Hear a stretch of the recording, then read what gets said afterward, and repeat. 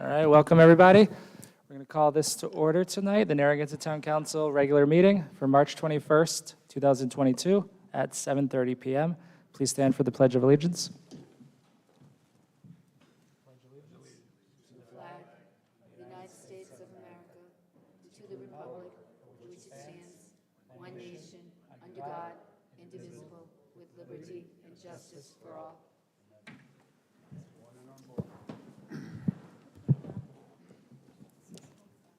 Okay, we're going to start with the approval of minutes.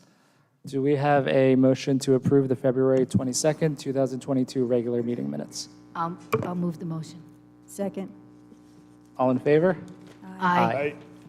Motion approved, 4-0. Just want to make a quick comment for anyone wondering. Councilor Drzezinski isn't with us tonight. She's down in San Antonio for a American Pharmacists Association conference, where she is a delegate for Connecticut on the APA House of Delegates. So she won't be with us tonight. All right. Next, we're going to move to announcements and presentations. We'll start with the town manager's report. So I'll hand it over to Jim Tierney. Thank you, Jim.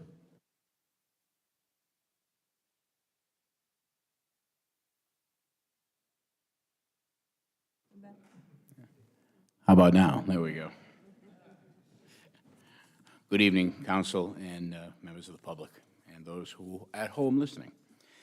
The Town Council recently has suggested that we update the public on a regular basis on some projects that either the Council has directed me to do or that the public has a general interest in. Sometimes instead of answering 5, 6 different emails, it's best to just bring it out at the meeting, some of the more popular items that come up in town. So here we go. One of the inquiries that we've received, the Town Council approved the full survey of 5 rights-of-way giving ocean access points last month. That was Pilgrim, Conant, Hazard, Newton, and Bass Rock Road. The surveyor expects to have that work completed by mid to the end of May at the latest, but most likely prior to that date. The parking study covering Pier in the Boone Street area. The study was completed and provided to the Town Council and the Planning Board back in November. The Planning Board recommended that several focus groups have some input on this matter and then go back before the Planning Board again. It did go before 3 focus groups, businesses, restaurants, and some residents on the 15th of March. The results of that public meeting were provided to the Town Council with a recommendation that the Planning Board and the Town Council have a joint work session to discuss the report and recommendations and have some additional input at that meeting. The scheduling of that meeting is pending. The 4 unrelated and the 3 student ordinance that are both in place in town, the Office of the Building Official has issued 2 notices of violation as we were advised to commence enforcement of the 3 student. This was under the 4 unrelated ordinance that these were issued. They would have actually fallen under the student ordinance, but they fell under both the student and the 4 unrelated. They didn't charge it under the student ordinance because these individuals had signed their leases prior to the adoption of that ordinance. So it has begun. The bike path conceptual design RFP that the Council directed staff to prepare has been completed, and I don't know the report date back on the paperwork, but I'll report back on that. But it's been completed, and it will be published soon. Public hearing on the town budget. A reminder to everyone that the Town Council will hold a public hearing on April 4th as part of the regular Town Council meeting of the proposed town budget for 22-23. There are also budget work sessions that are scheduled on April 6th, 7th, and 11th, also for the public. South Pier Road. Council President Pro Tem Susan Cicilline-Bonanno has stated that the infrastructure is very important to our residents, and I agree. And a lot of the council also agrees to that. South Pier Road has become a topic of discussion. That originally was on the state traffic improvement plan to be commenced in 2026. Through the efforts of the town, the council had directed me on an agenda item sponsored by Susan last year. We approached DOT. We told them that we felt it needed to be expedited. They've moved it forward to 2023, expediting it some more. But we are working on some other, we'll continue to work on some other ways to perhaps expedite this project. And Susan has been requesting that we continue to do that, and we're working with her and the other council people on doing that. I won't get into all the details of it because we still have to meet with DOT and do a site visit at that site. There'll be a change in May with the municipal court scheduling. It was normally once a week, 4 weeks a month. Starting in May, we'll be reducing it to 2 times a month. We have several reasons for this. The caseload, reduction of cost, were a driving factor, and we're having quite efficient collections with our existing collection system. And on another positive note, there are no town staff out or quarantined for COVID. That's a good thing. And unless the council has any additional questions, that's all I have for the updates right now. All right. Great. Any questions for Jim? All right. Thank you, Jim. You're welcome. All right. Next, we have Mr. Rhodes from the Community Choice Aggregation Program, Good Energy, here to give us an update on the progress. Thank you, Mr. Rhodes. Appreciate it. All right. That sound good? So actually, let me just, if you don't mind, I'm just going to give kind of a quick summary of the reason why you're here and a reminder for everyone. So a few months back, may have been 6 months or just kind of guessing, the council approved moving forward without a full commitment, but moving the process forward to join an aggregation program for the town's municipal energy. And actually, it would be available to the residents as well. And this is something that would save residents money over time, would also utilize clean energy. And it's something that we're definitely interested in, but we wanted to start the process and continue to get updates as we go along before we do a full commitment. So that's why we have Mr. Rhodes here tonight. So thank you. Council President and members of the council, thank you very much. I appreciate the opportunity to come back in front of you and give an update with the work that we've done with the town staff regarding the development of a community aggregation program. I also can't remember if it was 6 months or so ago. It was towards the end of the summer, fall of last year. That was last in front of you virtually. So it's nice to see everybody in person. And so some of what I'll go through is going to be repetitive of that last presentation I gave and the conversation we have, just to remind everybody and ground everyone in the purposes and the functions of a program. But my primary intention tonight is that I've worked with the town staff, or Good Energy has worked with the town staff to develop a draft aggregation plan.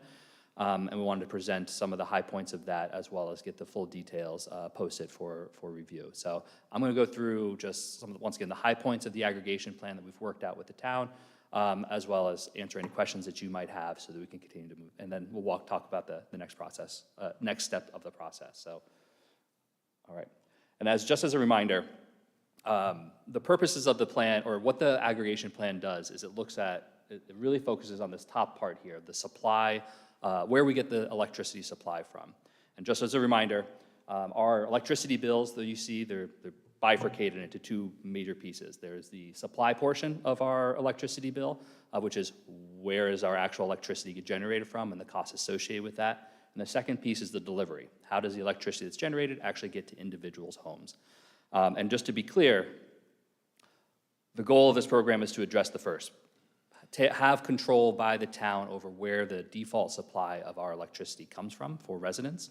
But this has nothing to do with the delivery portion. So the wires, poles, maintenance of our electricity distribution system is not addressed in this plan, is not touched by this plan. That is still handled by National Grid. The purpose of the plan is to change the way that our electricity supply is where our electricity supply comes from. So, once again, just a reiteration of that. So since the electricity deregulation occurred approximately 30 years ago, we have free rein to choose our electricity suppliers. Most large businesses and institutions, industrial sites have gone out into the competitive market and said, we can do better than just the default service that National Grids provides for our electricity supply. There's been difficulties opening that competitive market to individual customers, primarily because we don't use enough electricity in order to engage in the market process of asking for a new supply. But in order for us to have the benefits of competitive supply, working together as an entire community, we have enough purchasing power to actually go out to bid and to negotiate with suppliers for the products that we want. So, as a quick reminder of what's been done thus far. So beginning in June of last year, as the council president brought up, the council voted in favor of creating an aggregation program. Once again, this is just creation of a plan. It's not actually signing with a supplier or anything along those lines. We're not at that point. But just to move the process forward and work to develop an aggregation plan to be reviewed. In December of last year, the town selected Good Energy, who I'm representing here tonight, as a consultant to help work through that process. And then the first at this point, 2.5 months of this year, we've worked in consultation with primarily Mike DeLuca, the planning director, and also with the town manager to develop a draft aggregation plan. So that is ready and available for review. I'm presenting it here and with the intention of it being posted for public review following the presentation. So, and also, while we're talking procedurally, what would happen after this, should we move forward with the plan, is the first thing that's required by state law when we do an aggregation plan is that the plan itself has to be up for a public hearing. And so, if the council seeks to do that, then we can schedule a public hearing following this after the plan's been made available, and then see what sort of input we get from the public through that process. Following the public hearing, as well as review by the council itself, amend, update, change portions of the plan as you desire, obviously, it is your plan. And then following, if the council chooses to approve the plan, it gets submitted to the Public Utilities Commission. The Public Utilities Commission role in this is to make sure that the plan itself is consistent with state law, both for the aggregation program as well as the electricity supply laws that are on the books. At this point in time, the Public Utilities Commission has approved 7 aggregation programs in the state, and then Narragansett would be the 8th community to have a plan go to the Public Utilities Commission. Assuming the Public Utilities Commission approves the plan, Narragansett will have the option to go out to bid for an actual electricity supplier. Good Energy has run the bidding process for other communities as well. But the idea would be to bring back options for the town administration to evaluate and determine what's the term length, what's the function, like what is the individual details of the suppliers proposing. We would help vet that program, those bids with the town, and then present a potential selection to the council for approval. Only at that time, once the bidding is complete, we bring proposals back to the council, and only once the council actually approves one of those electricity supply contracts would we actually be committed to having an aggregation plan. So as you can see, there's the steps along the way. At each point, we're coming back to you to say, do we want to take the next step and move forward? And only once we have that final contract and approval of it would the plan actually be created. Or not the plan, the program be created. The plan's already done. That's what I've had here tonight. Okay. And at some point, if you'd like to, and during the question period of this, if you'd like to discuss where the other communities are at in the process, I'm more than happy to provide an update on that as well. But for right now, we can talk about the details of the aggregation plan that we presented to the town. So first off, how it's organized. So the town council is ultimately responsible for the program. It is a town's program, and so any change, the approval of the plan and the program itself happens at the council. Changes to the program would happen at the council, and as well as regular reports that would come back to you all about how the program is operating. So Good Energy is committed per our contract with the town to actually manage the day-to-day affairs of the program. Those day-to-day affairs could be new folks have moved into the community, how do they get enrolled in the program, managing individuals' opt-out procedures, how they do that, marketing the plan itself, doing the community outreach for the plan, as well as facilitating individuals that want to choose more than choose electricity supply products within the plan, which are going to come up next. While the program is in operations, we'll be making regular reports back to the town staff. And then through the operation of the program, should there be any changes to the plan that would be recommended, that would come through the town manager to present to you all to consider. Obviously, I would be here to answer any questions that you may have. But But yes, if there's any changes or amendments to the plan, it comes through the council first. So the goals of the plan as we have drafted it. So the first part is access the bulk purchasing for electricity. Open the competitive market for electricity supply to residents of Narragansett through the aggregation program. Also, another goal is rate stability. Right now, electricity supply rates, if you're with National Grid, change every 6 months. In fact, there's a change that's about to happen on April 1st for the National Grid rates, and there will be another rate change coming this October. One of the goals that we have with the plans is to try to have longer than 6-month rate periods. Obviously, the shorter the period, there's trade-offs here. Shorter periods means you have more flexibility in how you change it. Longer periods are helpful for budgeting purposes. So it's a trade-off, but that's part of the evaluation we would do of a final supplier of how much stability are we getting and at what do we lose by having it. We also are seeking to use and support clean energy. The idea is, as you'll see on the next slide, is to increase the amount of renewable energy available in our electricity supply for individual residents, and then also to expand consumer choice. So beyond, through the town aggregation program, to offer everything from the bare minimum amount of renewable energy that's in an individual program or individual supply product, all the way up to 100% renewable product, and allow individual residents to make the choices that are best for them, depending on their own personal desires. So, for what residents and businesses can expect for the program. So first off, a reminder, who's eligible? So right now, the folks that are eligible are those that are on National Grid's last resort service. National Grid's last resort service is the default supply. So once again, there has to be a default supply option so that if somebody enrolls with National Grid, they turn on their lights, there is an electricity supply coming to them. They don't have to go out and choose who's going to supply it. There's a default available to them. Right now, that's National Grid. The change in the program would represent a change. So the default would no longer be National Grid. It would be the town's community aggregation program. So that the electricity supply, if no other choices are made in the market, would be the town's aggregation program. And once again, this is for residents and businesses that are on last resort service. Anybody that's already chosen another supplier, there's like Acadia Power, there's Green Mountain Power, there's a website at the Public Utilities Commission that lists a number of different competitive supply offers that are available. Anybody that's chosen a supplier stays with that supplier. There's no change to their enrollment because they've gone out and instead of being on the default, they've gone out and actively selected a supply option for themselves. And there's no change to those contracts that they might be signing in that case. National Grid will continue to handle all the billing.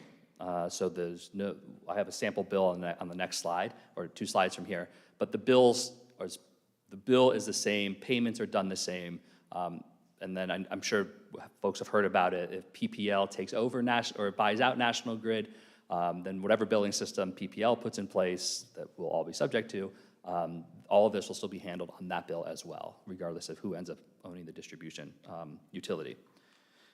Anyone that's got solar programs, a net metering program, they've got panels on their house in some way, that supply, that generation contracts that they have with the National Grid are also not affected. So any generation programs they have, they still get the compensation that they've agreed to with National Grid. I can't tell exactly what that would be because that's very dependent on their individual programs. And that also goes for low-income discounts. So there's programs in place for low-income discounts, either 25% or 30% full bill discount. Those are also not impacted by the program. So anybody who's participating in the program will still get full bill discounts that they're eligible for. So just to highlight what would change on the bill for the aggregation program. So the delivery services section that's at the top, no changes. Those are the renewable energy costs, the distribution charges.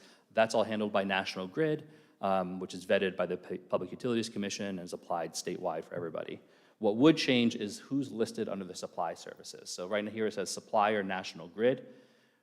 Whatever the supplier that the town council chooses through the bidding process, it would now be their name that is listed there, as well as the rate. So it's basic service fixed, and then it has the rate that's being paid. The sample there is 13 cents, 0.13038. The rate that would be there would be the one that's negotiated through the bidding process. So that would be the rate that changes.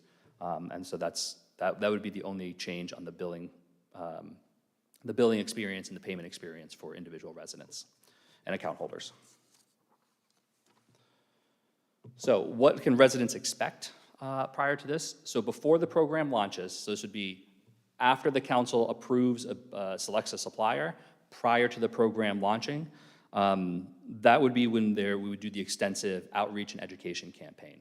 We're not going to do it before then because up until that point, we don't actually know if there's going to be a program. So we're not going to go out and tell people, hey, this thing might exist at some point in the future for a variety of reasons, including just confusion and not necessarily a great use of time and resources. But as soon as the town selects a supplier, which will have the rate that is going to be offered in the program, as well as the start date is going to be part of those supply bids. Between that moment when it's approved and the time at launch is when we'd be doing our opt-out campaign. And that's to let people know this program is coming. Here's the rate that's coming. Here's the date that it starts. If you don't want to be part of the program, you can opt out of it before it ever starts up. So that begins with direct mail. There'll be 2 pieces of direct mail sent to every National Grid customer that's eligible for the program. First one's a postcard saying, hey, there's some important stuff coming, pay attention. It's going to talk about your electricity rates, and would have the town seal on it. So we try to make it as that they know this is coming from a program offered by the town. The second piece of mail would actually be it would be a description of the electricity supply options in comparison to what National Grid is offering right there, so everyone can make a apples-to-apples comparison, and also gives all the ways that they can opt out of the program should they choose not to participate. Or if they want to select a non-default option, it'll have that.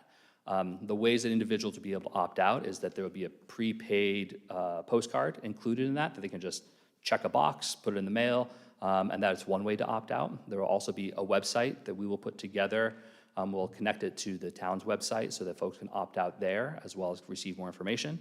They'll also be able to opt out by calling National Grid directly if those are the phone numbers that they have on hand.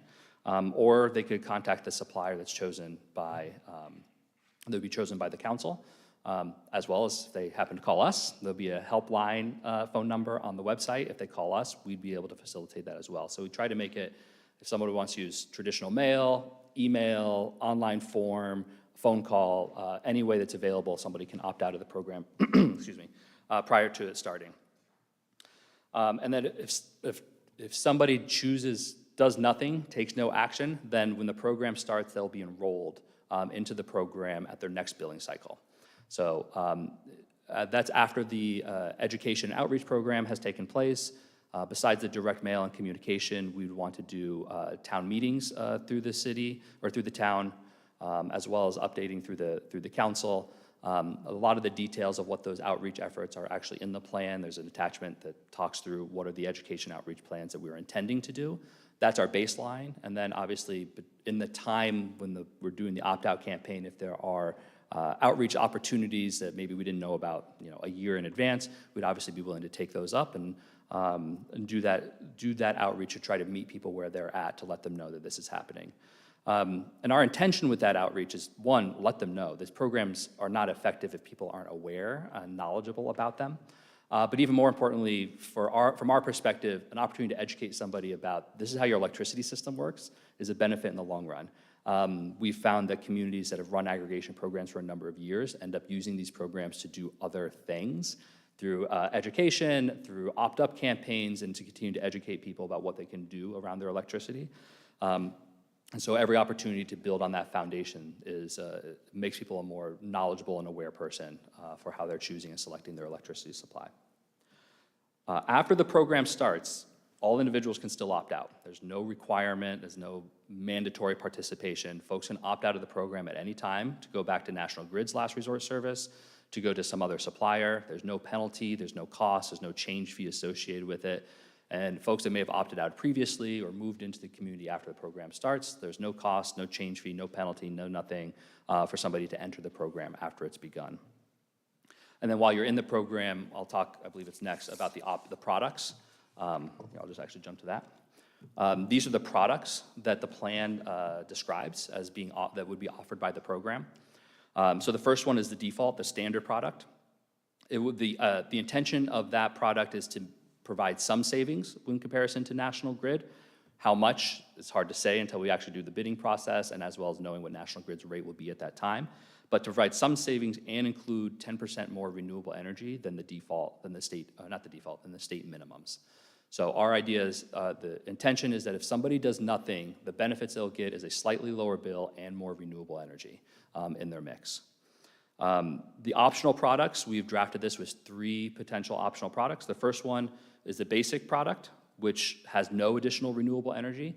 So all the benefits that we get from a competitive bidding process would turn into price savings, cost savings for individuals. The second one is a Green 50 product. These are draft names, happy to change them, but they're very descriptive. This would have that 50% of their electricity supply is coming from renewable sources. And the Green 100 is 100% of the electricity supply is coming from renewable sources. And those are both expected to probably would come in above National Grid's rate because of the premium that's associated with the renewable energy. But from our experience, the individuals that choose those products are not doing it because of a price sensitivity. They're doing it for the ideal of making sure their electricity is offset by renewable or comes from renewable sources. Mr. Rhodes, just a heads up, we have a public hearing at 8. Yes. So we will have to stop then. That was my last You one. can keep going, but I want to make sure that we have some time to ask some questions too. That was it. Oh, perfect. You got me. Good timing. If we run out of time before we get our questions out, Yes. you're free to stay through the public hearing if you'd like, and we can come back to you, but Happy to. totally up to you. Okay. But yeah, I've got nothing else to say on that. If there's questions, I'm happy to answer. All right, why don't we start with Susan? Good. All right, Deb? I do have a question. So if you already have, so I was looking at the plan options that you just had up there. Sorry. There we go. The plan options that you just had up there. If you already have solar panels and your net, cost is 0 or less, how does that work for you in terms of new cost? Yeah. So for those products, that supply cost is only going to be applied to the electricity you actually use. Okay. So if you offset it all from your generation, then you'll pay nothing. But what those products would do would be, where do you get the electricity that you need to cover any gaps between Gotcha. what you Okay. generate and what you use? Okay. I imagine Patrick has questions. All right. Patrick?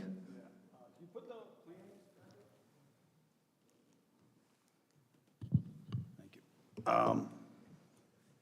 So I guess the green 100 is more expensive than the basic? Yes.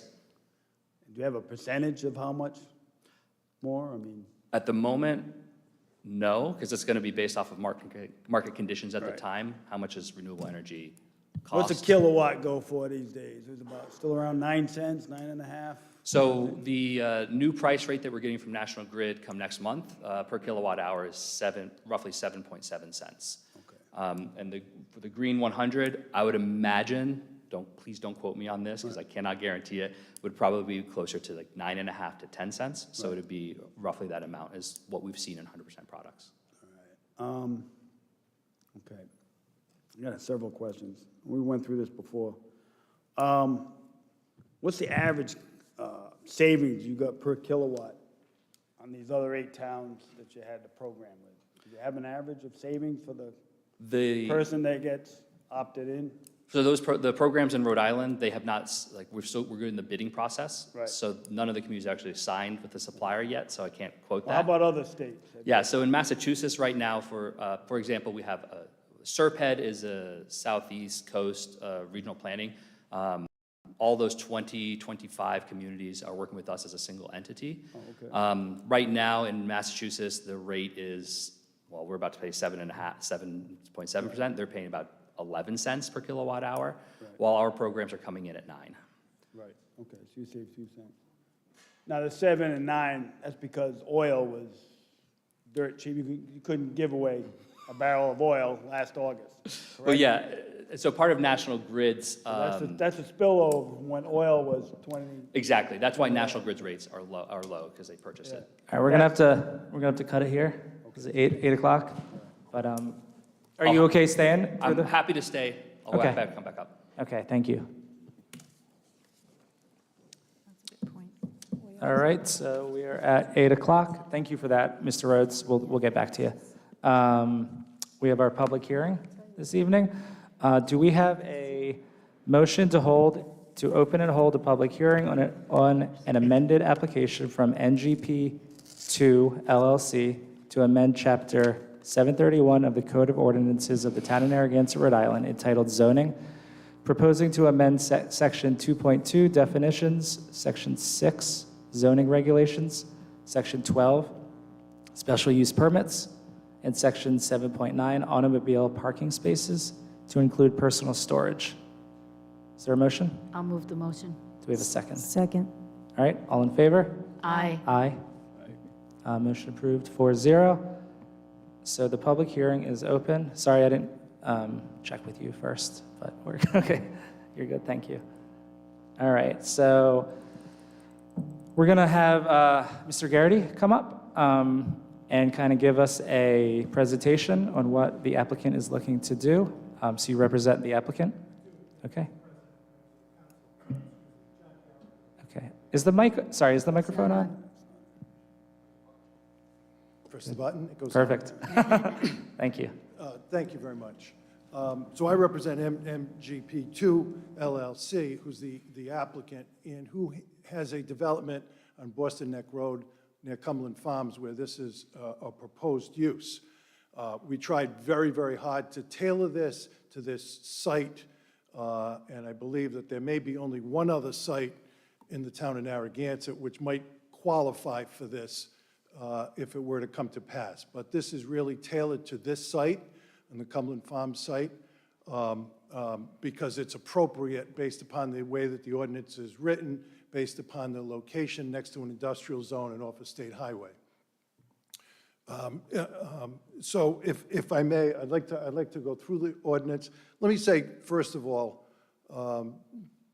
your town planning board and your community development department worked extremely hard and diligent on this ordinance.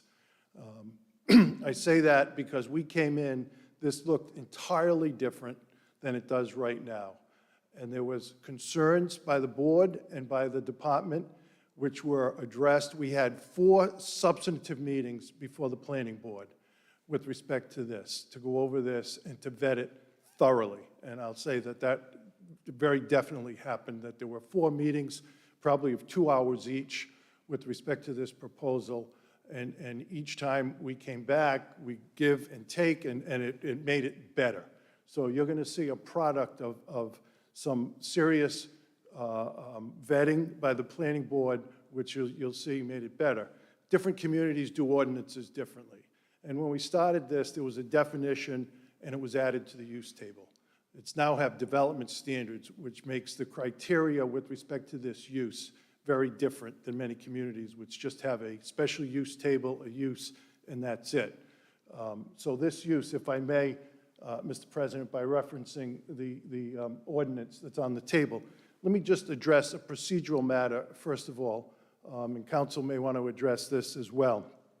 This was advertised in the newspaper as the ordinance. It has changed, based on the planning board meetings since that time, it has changed.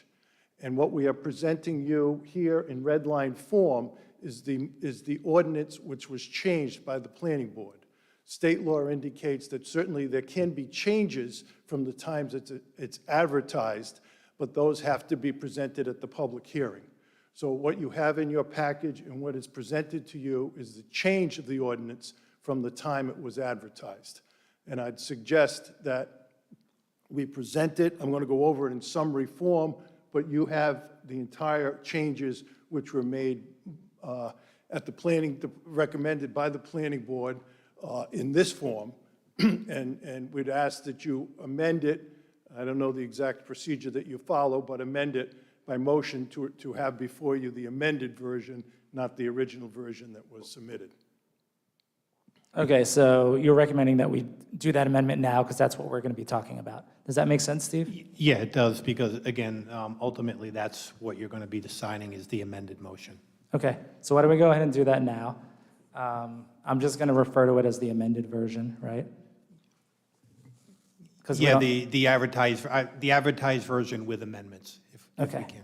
All right, so this would be for us to, what's the terminology we're using here? We're not accepting it, or are we accepting it as the working version? Exactly. You're making a motion to, exactly, to accept the amended version as the working version. Okay, and but we're not approving it, we're just, right. No, not at all. It's Okay. just really for the Just so public. you have it in front of you properly. Okay, so do we have a motion to accept the amended version of this ordinance as advertised?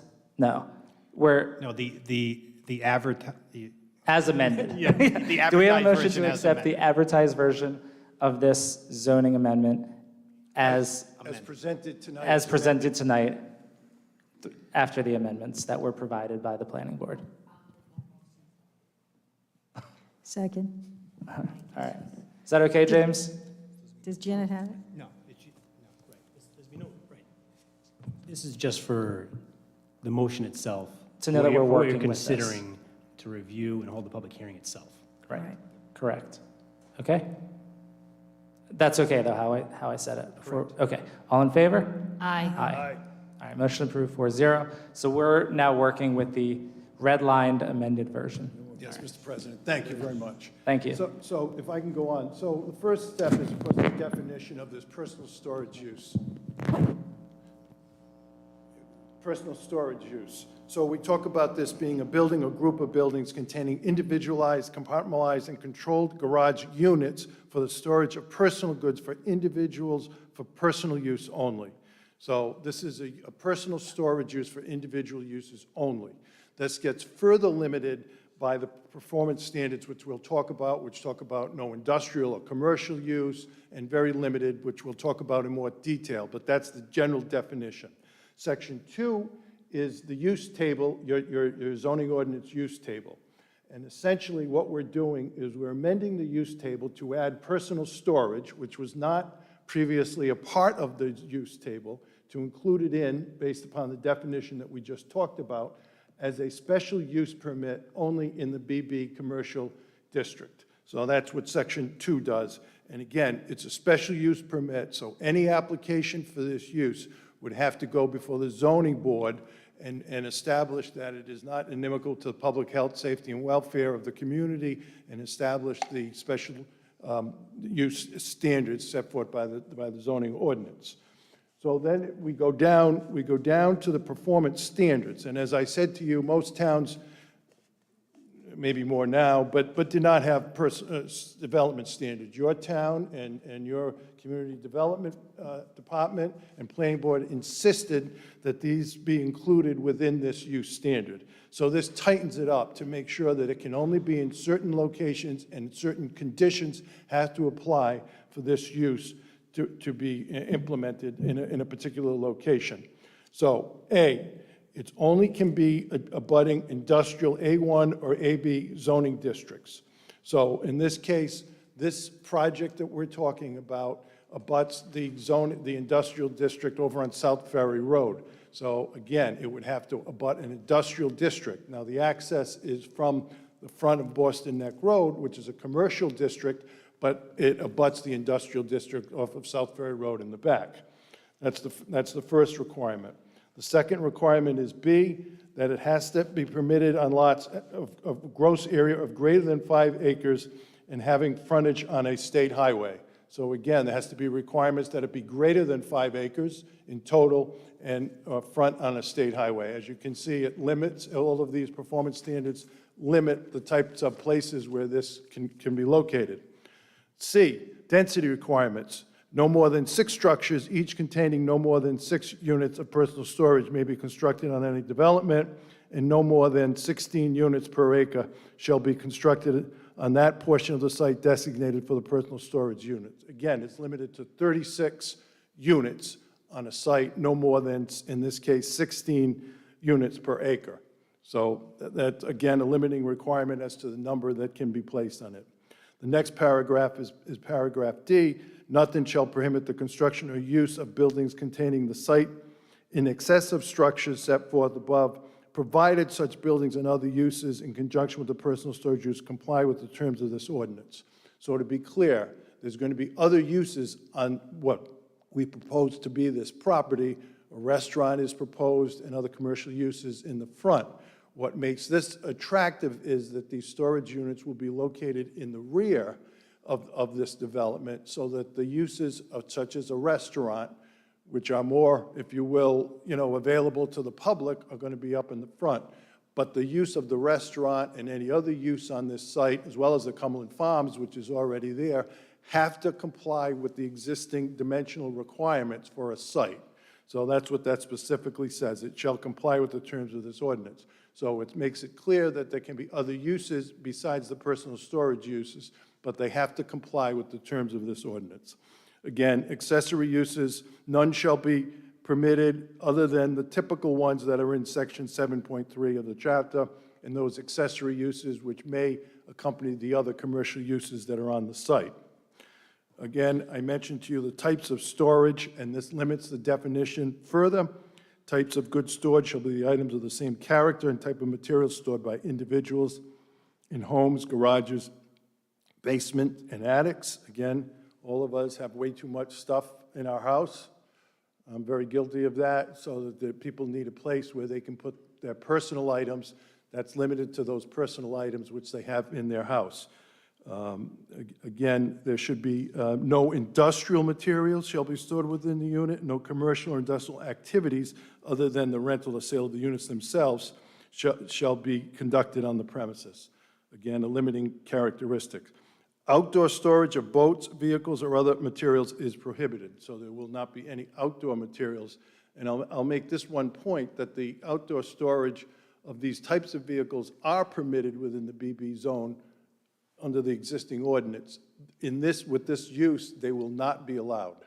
So it would not be outdoor boats, cars, things like that, other than people parking to visit the facilities. A unit shall not be as a dwelling unit, temporary or otherwise. No cooking activity should be permitted in any unit. No recreational uses where people congregate is permitted within the unit. So there was some concern that maybe these units would be turned into some type of a hangout. The planning board was very specific that they did not want that to occur. So that language is specific in there, and we have, the town shall have the right to enforce the provisions pursuant to section 30 of the ordinance, so they would be cited for a violation if there was any of that going on. It's further limited by the hours, which is also in the end, which I'll talk about in a minute. Excuse me, Mr. Garrity. Mike, are you running the projector? Are you able to put up an overhead of the area? Are you able to put like an overhead map of the area up for the public? We need to see that. Okay, so after that, we'll put that up? Okay, great, thank you. Yeah, and Mr. President, if I may, I mean, it is not, the ordinance is an ordinance which applies to everything, but I understand your point. But you're talking about some of the specific plans, right, for this lot as well? I'm talking about the ordinance generally that applied to this lot and to other lots. But only one other? Just one other, right, you said? That's my understanding, that there may be one all right. other. So, if I may. So, in any development, and it must be a management company or somebody that's responsible, and the telephone number and the addresses of that company shall be provided to the police chief and the town manager for emergencies. So they know who to contact in the event that there's an issue going on there. The character and the appearance of the structures for personal storage use, if I may, they shall be of a character of the adjacent commercial buildings in the surrounding area and shall be free from industrial construction materials feature for the facade or the roof. The building shall include design elements such as filtration patterns to prevent utilitarian, industrial, or warehouse-like appearances. Flat roofs are prohibited. So there's an intention here that these would be commercial-looking structures with roofs like that and have some character to them, and that they wouldn't be industrial-looking buildings with flat roofs. The utilities, again, and the planning board was very, very strong on this point. The utilities may contain electrical fixtures. No unit shall contain any plumbing facilities, but each building may contain one common bathroom facility with a sink and toilet, but not a shower or a bathtub. So again, it's no facilities within the units themselves, but there are facilities within the building for common use. Trash disposal shall be provided and enclosed. Traffic, this is a use, and one of the great benefits I would suggest to you with respect to this use is that traffic is not a concern with respect to these units because of the infrequency of people going. If there's 36 units, people go at different times. It's not something where they're going to be there all at the same time or anything like that. And if you have, and particularly with respect to Boston Neck Road here, there is some concern with respect to traffic in that area. And so this would not increase the level of traffic I would suggest to you with respect to these units. Now, other commercial units, there may be traffic studies required with respect to that, but this balances the use of the property for different types of uses, and it's less intensive from a traffic point of view with respect to these uses than even, the drugstore, the church, the funeral home, those types of uses that are also out there on Boston Neck Road, or other types of offices even, which would have greater traffic. The site conditions shall be vegetated buffer areas, visual separation desirable between the use and other land uses, landscaping and fencing shall be provided, and there's going to be this will be locked with a coded access to be able to get to it. So there would not be anybody coming in that doesn't have access and ability to use the units. And landscaping and all those other requirements are as required by the ordinance itself. Outdoor lighting shall comply with the requirements of the zoning ordinance, and landscaping shall be planted so as minimize ground illumination, et cetera.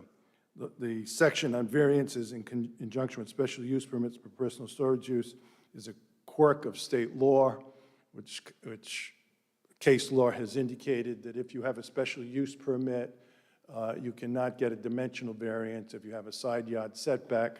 With this provision says, well, you cannot vary the terms of the ordinance that we just talked about, the 5 acres, the density, those types of things cannot be varied by the zoning board. But if you need a setback variance or a coverage dimensional requirement, you could apply for that. That's what's intended by that section. And the hours of operation shall be 6 a.m. to 12 midnight, again, preventing any type of hangouts from occurring on the premises, because essentially it's going to be just from that period of time and not in the early morning hours, and 1 parking space per unit. That's a summary of it. Happy to answer any questions, or if Mike wants to show Great. the development. Thank you, appreciate that. So just for the council, so we have our assistant solicitor, Steve Marcella, here. He attended those planning board meetings, and he handles, all of our zoning and planning issues, so he's well-versed in this, as well as Mike DeLuca, who's been involved throughout the process as well. So if you have any questions, you can always ask them.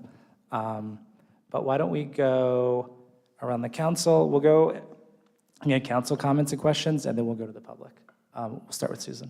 So I was at the planning board, and I watched all the things that went back and forth, the restrictions, no more toilets, no more sinks, the change of hours. I know there was concern, and I was very pleased at the planning board's work in trying to find a fair and balanced way, because I was thinking to myself, I'm a little nervous about this too, but when they went back and made some of those concessions, I was much more comfortable. I just had a question about where that property is. So the big thing was congestion. People get really frustrated with Boston Neck Road.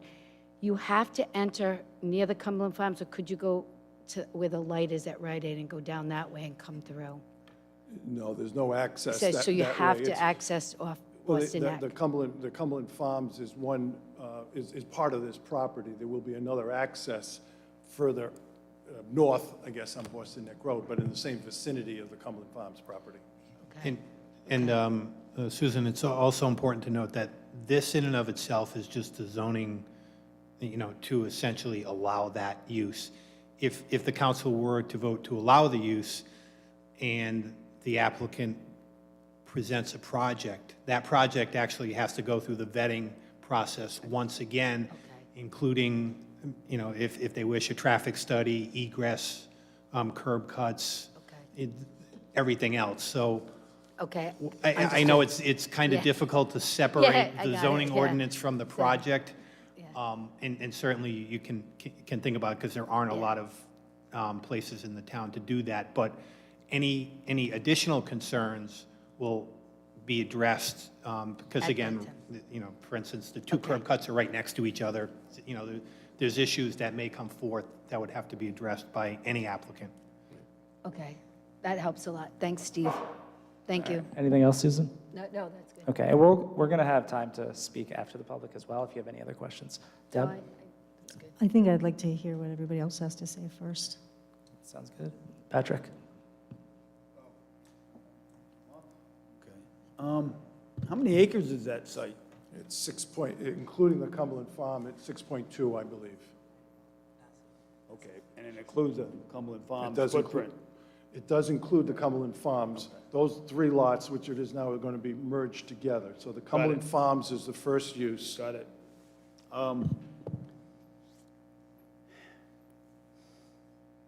What's the difference between storage and personal storage? Am I missing something here?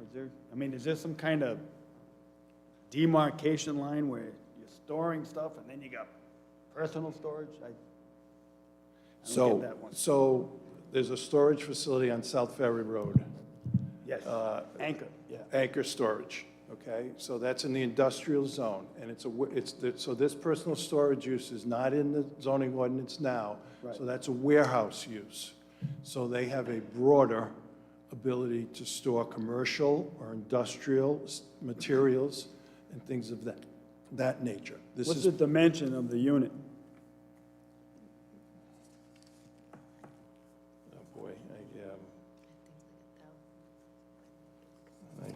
I don't have that right in front of me, but I can get that. I mean, it's a garage space.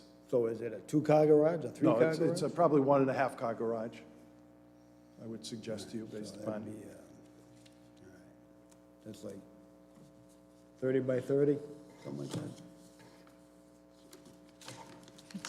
I do have a photograph here. Let me just see. Here's the rendering. Kind of what? Right here. Pretty big. This is one. That's one. I don't know if I could bring this. Right, I see the picture. What's the size of that door? And the door looks like it's a 14, 16-foot door. Height-wise. So this is that.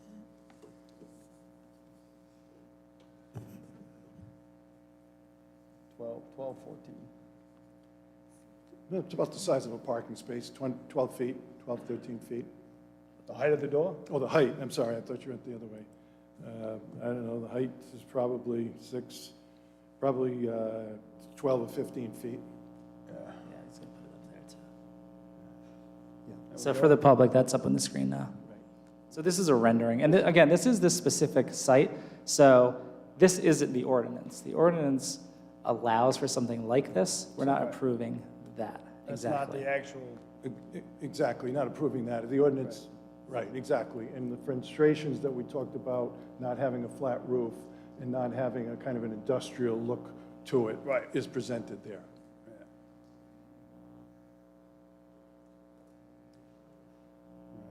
all right. Yeah, so you can store your boat inside, but you can't store it outside. That's right. Okay, and you work on your boat? Can work on your boat inside. They have now these are gonna be condos that you purchase? They could be, the plan is for them to be condominiumized, to be sold to individuals.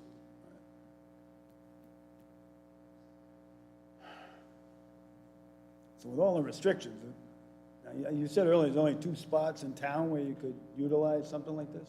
That there's land that could Land that support? would meet the definitions Yeah. with respect to the development standards, adjacent to an industrial area, having more than 5 acres of Right. land within the BB zone, And then having a highway access. state highway. Yeah, that's a strange one. Who came up with that one? This guy? Well, I think I DeLuca? did. I Sounds did, like but something DeLuca 1A would- is a state highway. Sounds like something DeLuca would come up with. Well, might have. Sorry, Mike. Sitting up here for a while. Ah, boy, personal storage. Good God. All right, that's all I got. We'll have a chance to come back. All right, I do have some questions as well. So I've definitely been paying attention to these planning board meetings and listened throughout the process. So what we have is a request to add a special use to a commercial zone, right? Correct. It's add BB zone. a new use to a BB zone that doesn't currently exist, Correct. right? So what business activity will be taking place at this location, if this is built? Well, first of all, this is not the only use that's going to be on this property. There'll be other uses, a restaurant is planned, and there will be this type of use. Now, with respect to business activity, certainly it will be tax generating, because without it, it's vacant land, and it's not tax generating. Tax to the town of Narragansett generating. So that is a big part of it, and business generating, I mean, that taxes generate activity and activity in the other facilities that are close by. I understand your point with respect to it's not an office, it's not a restaurant, but it is economic activity. And if this were not used, the land, at least this part of the land, would remain fallow and would not generate the amount of taxes that it would otherwise generate from the structures that are constructed on it. And that's taxes to the town of Narragansett. Taxes that other businesses generate don't necessarily go to the town of Narragansett. They go to the state and the federal government. So this is a tax-generating business for the town of Narragansett. No, I wasn't asking. I'm asking, residential properties generate taxes as well. I'm asking if we added this use to a commercial zone, to a BB, it should be obviously a business, right? You wouldn't want to add like a residential use to a business zone. So what business is would take place if we added that use? Like what actual business? Nothing to do with property taxes. But this is a commercial zone, and it was designed that way so we can have businesses there. So jobs, services for the community.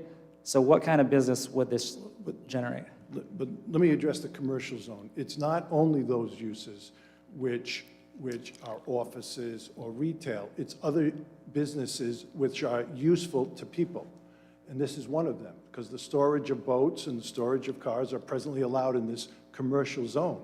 So I hear your point with respect to the generation of businesses, but there is some place within the town where these types of uses, which are necessary for people to use, go. And this is not appropriate in the more industrial zones, because it's not heavy industrial type of activity. It's a consumer type of use, and that all other communities in which have this type of use are in the commercial zones. Now, I understand that it's not the office, it's not the business, but you have other types of uses in this zone, which are not necessarily heavy industrial, heavy commercial or business uses, such as the funeral home, such as the church, which are on the same piece of property, which are necessary uses within a commercial zone. You don't want them in the residential zone necessarily, and you have to have a place for these types of uses. Well, we do. That's the industrial zone.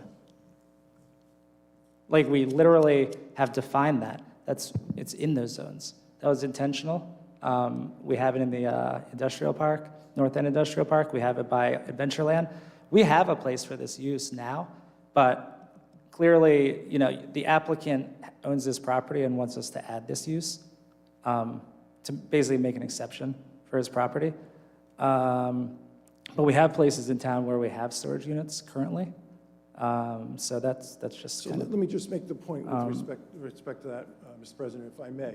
So this abuts the industrial zone. It doesn't have access from the industrial zone.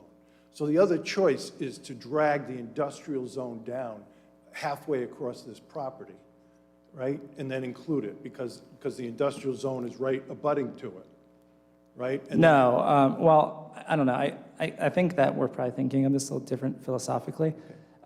That's not really the other choice. So we have our zoning in town. It's defined. Your client is asking us to amend it. So really, it's not our obligation to do that. We would need to be convinced that it would benefit the community and the town to make an amendment. So that's really what we're kind of discussing. Right, and I agree with this. And this was not a use that was contemplated within the zoning ordinance some time ago. This is a relatively new use that people have recently, wanted and need, these types of uses. So it was not contemplated within any use particularly. And as I said before, there is the use in the industrial zone, but that's for a heavier type of use, of industrial, of a commercial, of plumbers who want to keep their materials in there, of lumber and those types of things, more heavy industrial types of storage. This is different than that. Well, the anchor storage is totally, for residential storage as well. When I moved, I put my stuff in those, so it wasn't heavy industrial. That was just for general storage. It's for general storage, but it includes a heavy industrial user that can be used. This would not allow for that, right? Okay, so we'll move on. So I'm just going to state that there will be no business activity happening at this if we added this use. These would be condoized, like you said. So they would be individually purchased. There wouldn't even be a monthly rental income. Once people buy these, they own them just like houses. These are literally, these are houses that have no use for residential use. It's luxury storage units to store your high-end car. Right? I respectfully disagree, Mr. President. I think if I want to keep my storage, I need a place for my storage. It would be here, and if I want to buy it, so I'm not paying the $200 or $300 a month rent that I'm currently paying right now, and amortize it, and then have the ability to sell it to somebody else, that respectfully is a business. That's not a bit. Wait, are you saying that selling, if you bought this and sold it, that would be a business? Well, if it's not a business, but you're saying it doesn't get any rent, it doesn't achieve It doesn't any get rental. rent. But the rental is going to go to somebody. So, but if you buy it and sell it to somebody, the sale price goes to somebody. I guess the point is so an anchor or any other a U-Haul storage, you have a manager there on site. You have people coming in. It's creating some jobs. It has to be maintained and cleaned. There's actual monthly recurring income. This wouldn't provide any of that. Absolutely. Okay. Mr. President, let me just say that. The same management company would be responsible for managing it. They would have people there on site that would clean it and to take care of it. So the same types of things that you're talking about would apply to the units, to the rental units. You would have a management company on site. Like a full-time on-site management sitting in an office? Absolutely, a management company. I didn't Right. hear that in the planning board The meeting. management company is required. But not, you're telling me there's going to be someone sitting on site in an office here? Well, On Mr. location? President, the level of detail is not in the ordinance. But it's respect to not that. required either. So that's not a requirement of the ordinance. I want to move on to the comprehensive plan. So if we were going to make some sort of change like this, it would need to be backed by the goals of the town's comprehensive plan. Can you tell me where that is present? So the planning board said that this would enhance the economic vitality of the town and would not be adverse to the goals and programs of the comprehensive plan. That's what they made a finding with respect to their They said it would increase the economic vitality of the town? it would enhance the economic vitality of the town and would that's right, and would not be contrary to the goals and programs of the comprehensive plan. Now, I agree with you that when the comprehensive plan, I think it was in 2017 when the last one was approved, this use was not contemplated by the comprehensive plan. I agree with that. But that doesn't mean that it's not consistent with the comprehensive plan to have this type of use in a BB zoning district. So where did, like, when you presented to the planning board, what passages in the comprehensive plan did you use to present to them to show the consistencies? I'm sorry? Do you have, like, specific consistencies with the comprehensive plan that you can state? A planner presented his report, which laid out the specific goals and programs of the comprehensive plan that this would be consistent with. Do you have those with you? I don't have them with me, certainly, but it's in the record at the planning board. Okay. I just want to go over just a couple places in the comprehensive plan that I was looking at today. I'll be fast, Patrick, sorry. So in the, which portion is this? So in the baseline report, we have the enhancing the performance of local economic centers. So it's F, I'm not sure what subsection it's in.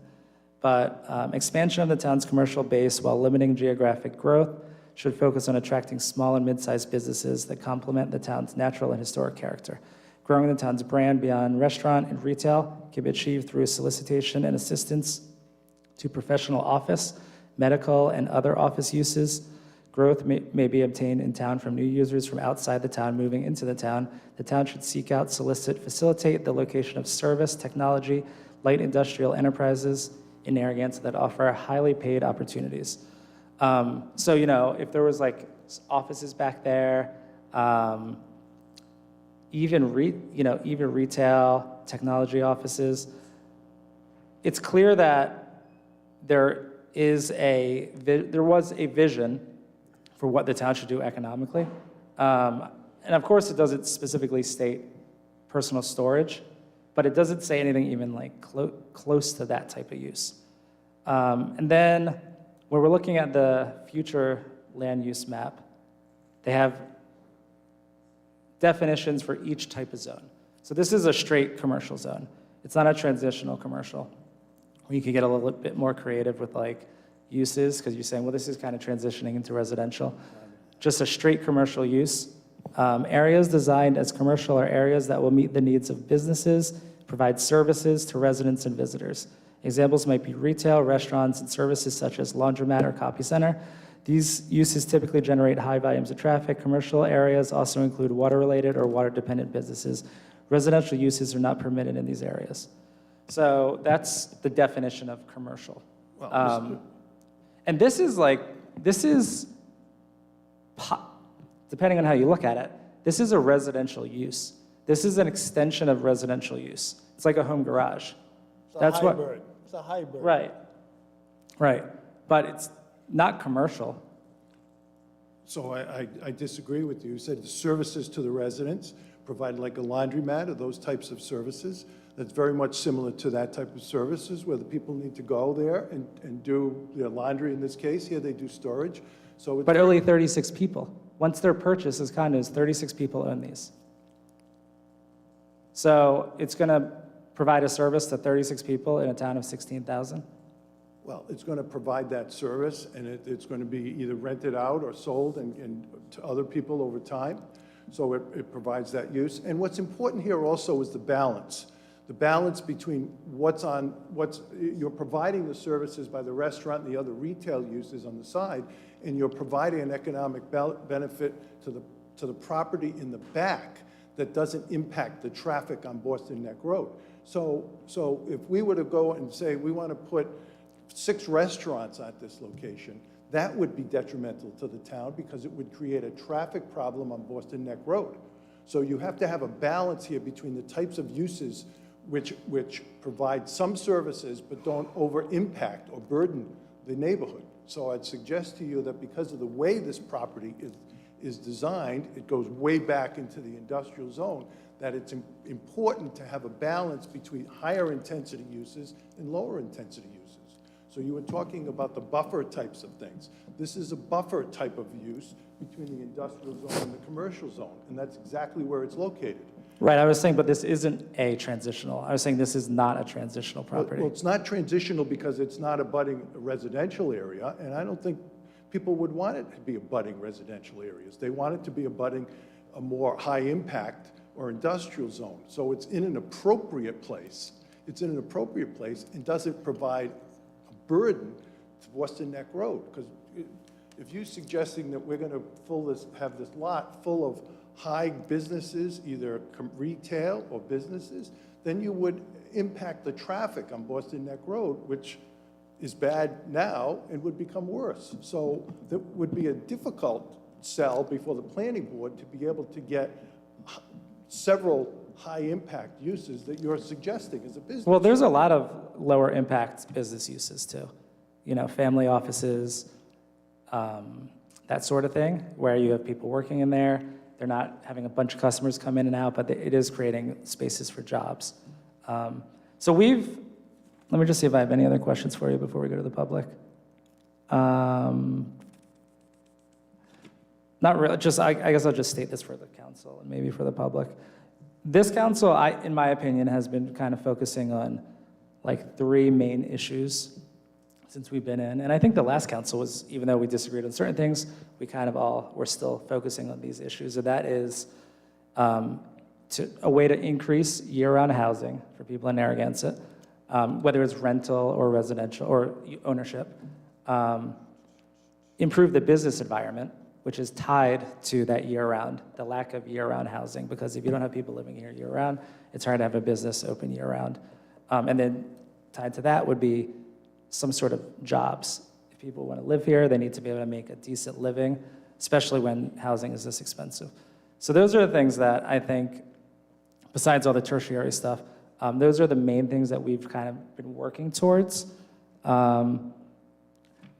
which just would make me scratch my head on why we would take away a commercial lot in a town that has like a finite amount of that left, and just say, sure, you can do this, you can use this for this use, which is not going to benefit the town in general, is not going to increase housing, not going to increase jobs, or any new businesses for people to frequent in town.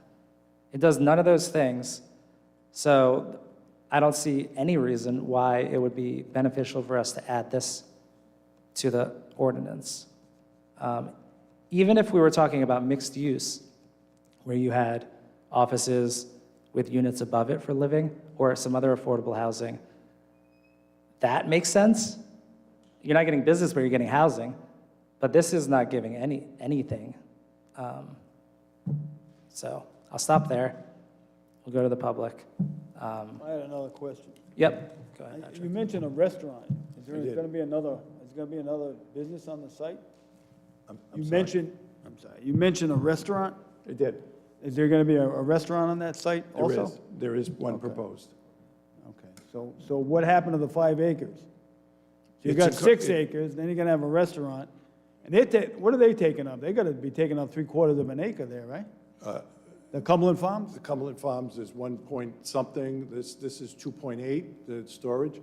They all fit within the town dimensional requirements. So you're going to have 2.8 acres, and you're going to have how many units on there? 36? Well, I thought it was 36 for 5 acres.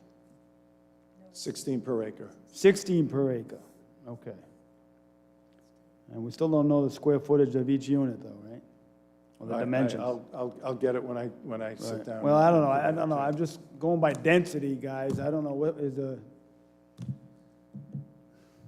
the density a question during planning and zoning of, the storage units, as far as, was that a question? I mean, it had to come up, right?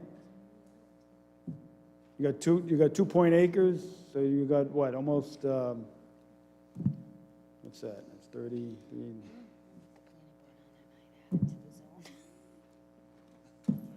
The coverage, what you're talking about, sir, is the coverage requirement.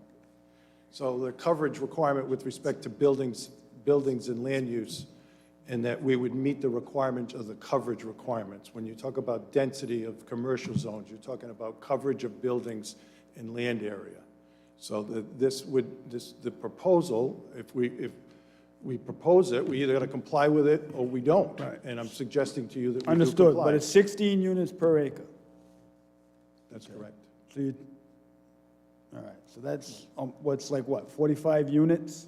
No, it's 36 units. That's the maximum. The ordinance Oh, it provides. says 36 No more per- than 36 okay. units, All right. 16 per acre All right, equals. so in that 2.8 that's left over from the gas station and the restaurant, you can only put in 36? Correct. Okay.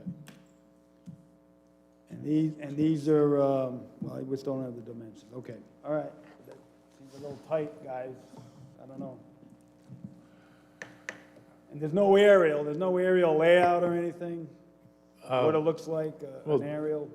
Mr. President, I just know want it's to make all this is clarification. preliminary. Yep. To answer the first question that Councilman Murray asked a couple minutes ago, that yes, the planning staff and the board were concerned about the ultimate density of the development, be it this site or any other site. And when the provision was written, and I'll put it back up on the screen in just a moment, when the provision was written about the density, we questioned how the mathematics would work out, because it starts out with you need a 5-acre site, and then you could have 36 units. But there were, knowing that there was this one site in mind, and knowing that there were other development options being considered, we suggested that they rewrite that phraseology of that section to accommodate that there could still be other commercial units on the site. And we have commercial businesses with commercial sites with more than one structure on them, so that's not different. There could be other commercial structures on the site, but that they couldn't be double counting the land area against the coverage allowance. That's why they put in the 16 unit per net acre to account for that. So the math does work out. There's a policy provision in there that tightens it up, and so we at least work that part of it out. So I'm not here to advocate for Mr. Garrahy's project. I just wanted to clear up those facts. And I'll put the graphic back up. Thanks, Mike. All right, I'm going to go ahead and go to the public, see if anybody wants to speak, and you guys are going to get a chance to speak again if you want. Anyone from the public? Just raise your hand. In the back? Yeah, Chris? You're going to be sworn in by the town solicitor. Please raise your right hand. Do you swear to tell the truth? Yes. And just please state your name and address. Chris Schaefer, 33 Old Pine Road. A couple quick comments regarding this change to the zoning regulations. First of all, I think if you look at the image up here, I think changing the ordinance here to personal storage will open up a slippery slope. As soon as if this gets enacted, I would assume all the other properties that really have the unused property behind there would also want to do the same exact thing or find similar uses, and throughout town, the same things would be happening. The second of all is, if it is sold as condos, do these individuals who are now taxpayers in the city also, or in the town, I'm sorry, also get taxpayer privileges as anyone else owning property throughout Narragansett? So those are my only two comments, and thank you for your time.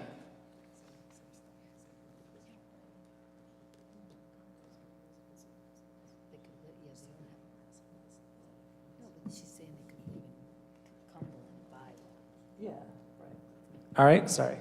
Stanley? Please raise your right hand. Do you swear to tell the truth, the whole truth, and nothing but the truth? Yes, I do. Please state your name and address. Stan Wojciechowski, 1044 Boston Neck Road. I heard a couple comments that I was nervous about, and one was affordable housing. You know, see 50 affordable housing things over there, I think would be traffic up the kazoo, and I'm in there, there's a lot of traffic. So I don't want the density of full-time residential units out there. See, even a restaurant, I guess, is bad enough. But it seems that this would at least minimize the congestion as you spread out into storage units rather than residential units or commercial units, which would mean a lot of traffic. And it seems like, it almost looks like I could use that for an office space. You know, everybody's no longer going to offices, so it looks like, yeah, that's a storage unit, but couldn't I put my desk and computer down there and work out of the storage unit? You know, I don't want to be home with all the kids and all the trouble at home, so therefore I'd go, that could be by myself. My son does that, you know, he finds a room in his house, but it just seems to me, I'd like to buy a condo, thing like that, where I could be alone, have my office, maybe a fellow employee, you know? So it could be an office space. I could see it morphed into an office space, and that would only be a minimum of traffic, because you got 32 units. Again, minimum traffic, office space, as well as use. I can wax my car, maybe paint my car, maybe fix some furniture. Maybe I could kind of do other things. A hobby, I could have a hobby out there. Again, I don't visualize a family out there or a bunch of kids out there. So initially, I kind of like this thing. It's different, but it does utilize it with minimum impact on traffic, noise. Initially, it sounds pretty good. And the idea of business, like you say, if I'm working on my computer, and if I have a little business and I'm working on my computer, then it's business. I'm sitting there working on my computer. It's a business activity. So we do have a business. So we're providing business for the residents of Narragansett. So we are satisfying this comprehensive plan, I think, possible anyway, rather than empty stuff out there. I'm afraid of something with a lot of traffic. This seems to minimize the traffic. So initially, I'm kind of positive, unless I hear some change where we're going to have a lot more traffic, a lot more congestion, people congestion. You know, cars going in and out all the time. Residential, cars going in and out of time, you know. So I'm a lot of positive side on this. Thank you. Thank you, Stanley. Anyone else? Dr. Alba.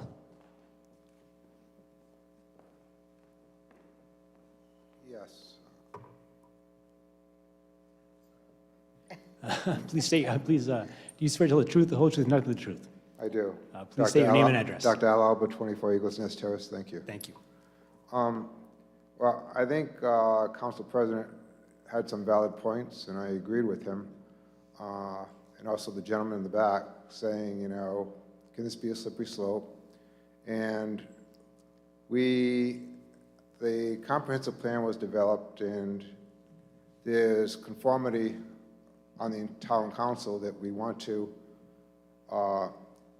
improve our town, make it more family-friendly, business-friendly, and I do not feel that this proposal will fit in with the comprehensive plan. That's the way I look at it. So I do agree with you, Council President, and thank you for eloquently stating that fact. I think if they want to create storefronts there to make it more business-friendly, and I have no problem.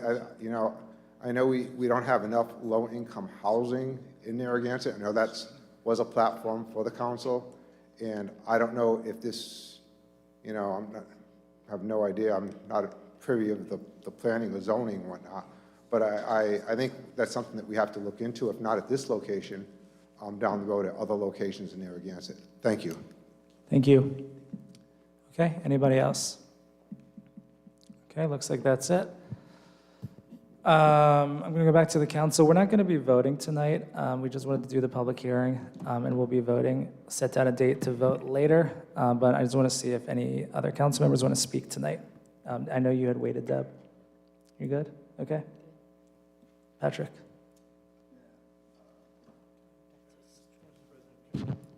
had a question for Mike. Mike, you don't have a dimension of one of those units? I mean, a two-car garage is like 25 by 25. That's 625 square feet. 16, that's, I mean, my number's right here. I mean, So that's what I was getting up to say to you, that 1,250 square feet each garage unit. 1250 1,250, so the building. times 16. You propose 16 per acre. Times right? 30, times 36 units, 1,250 per unit, Right. 36 units. Right. Right, so, all right. So what's the math on that? 7,500 square feet, each building is 7,500 square feet. 7,500 square feet, okay. Okay, so there we go. All right, what's wrong with that? That's there we go. Thank you, thank you. That's what I'm looking for. That's exactly what I'm looking for, all right? Yikes. You know, we're making these decisions, you know, we need stuff like this, for God's sake. So what do we got? We got 2 restaurants there now? The other use is a commercial use, but it's not designated yet. It's not, Okay, right. so this is the plan, this is the ultimate plan. This is the proposed plan, exactly.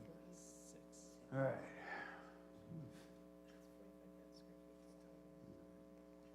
All right, was anything else, Patrick? Well, I'm a property rights guy, you know, right down the line, but this is certainly a hybrid, personal, residential, commercial use, you know, and it does bring down the density, there's no question about that. You need a driveway, not a light, another light to stop that, so. But there is, what's behind the northeast corner there, that brown area? What is that? Is that some type of drainage?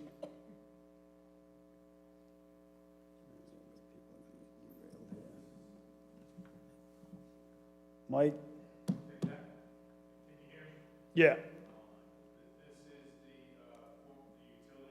Yeah, I know, but inside there, right behind that unit there, yeah, right around there, was that like drainage or a swale?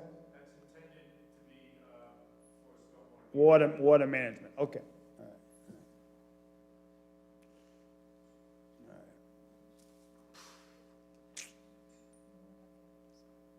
There's only 2 places in town. State Road, I like that. Gotta be next to a state road. Why? Why does that have to be next to a state road?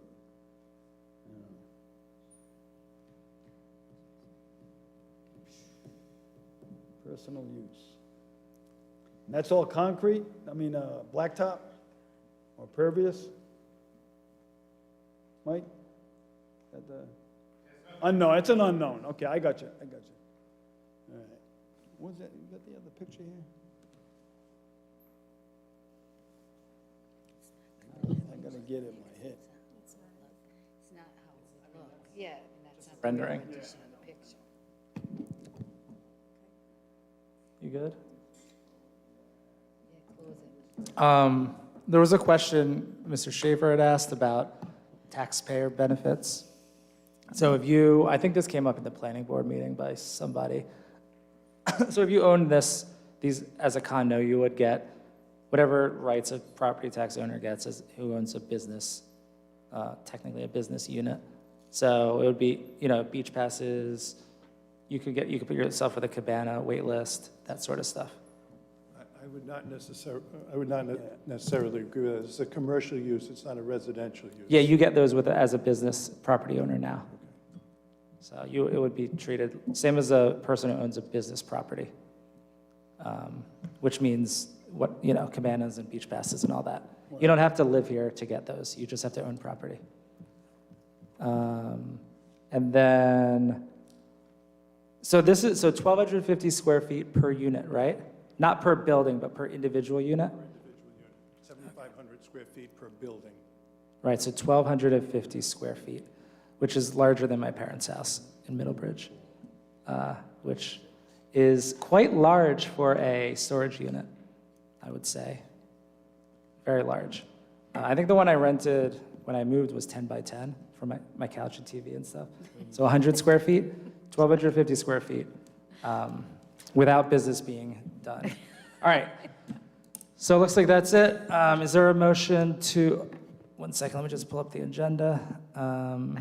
Do we have a motion to close the public hearing? I'll make a motion to close the public hearing. All in Second. favor? Oh, sorry. Second. Wait, we have to get the second. Yep, all in favor? Aye. Motion approved 4-0. And then do we have a motion to receive and place on file the recommendation from the planning board? I'll move that motion. Second. All in favor? Aye. Aye. Patrick? All right, motion approved 4-0. Thank you, Mr. Garrity. All right, and Mr. Rhodes, thank you. Sorry, that was an hour. I'll take the blame. But why don't we finish up? I know a lot more about zoning in Narragansett than I did before this evening, so lessons all around.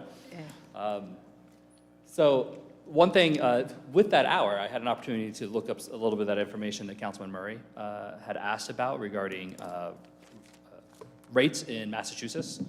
So, well, I'll tell you right now, so the current national grid or basic service rate in Massachusetts is currently 14.8 cents, and in May, it will be going to 11.49 cents.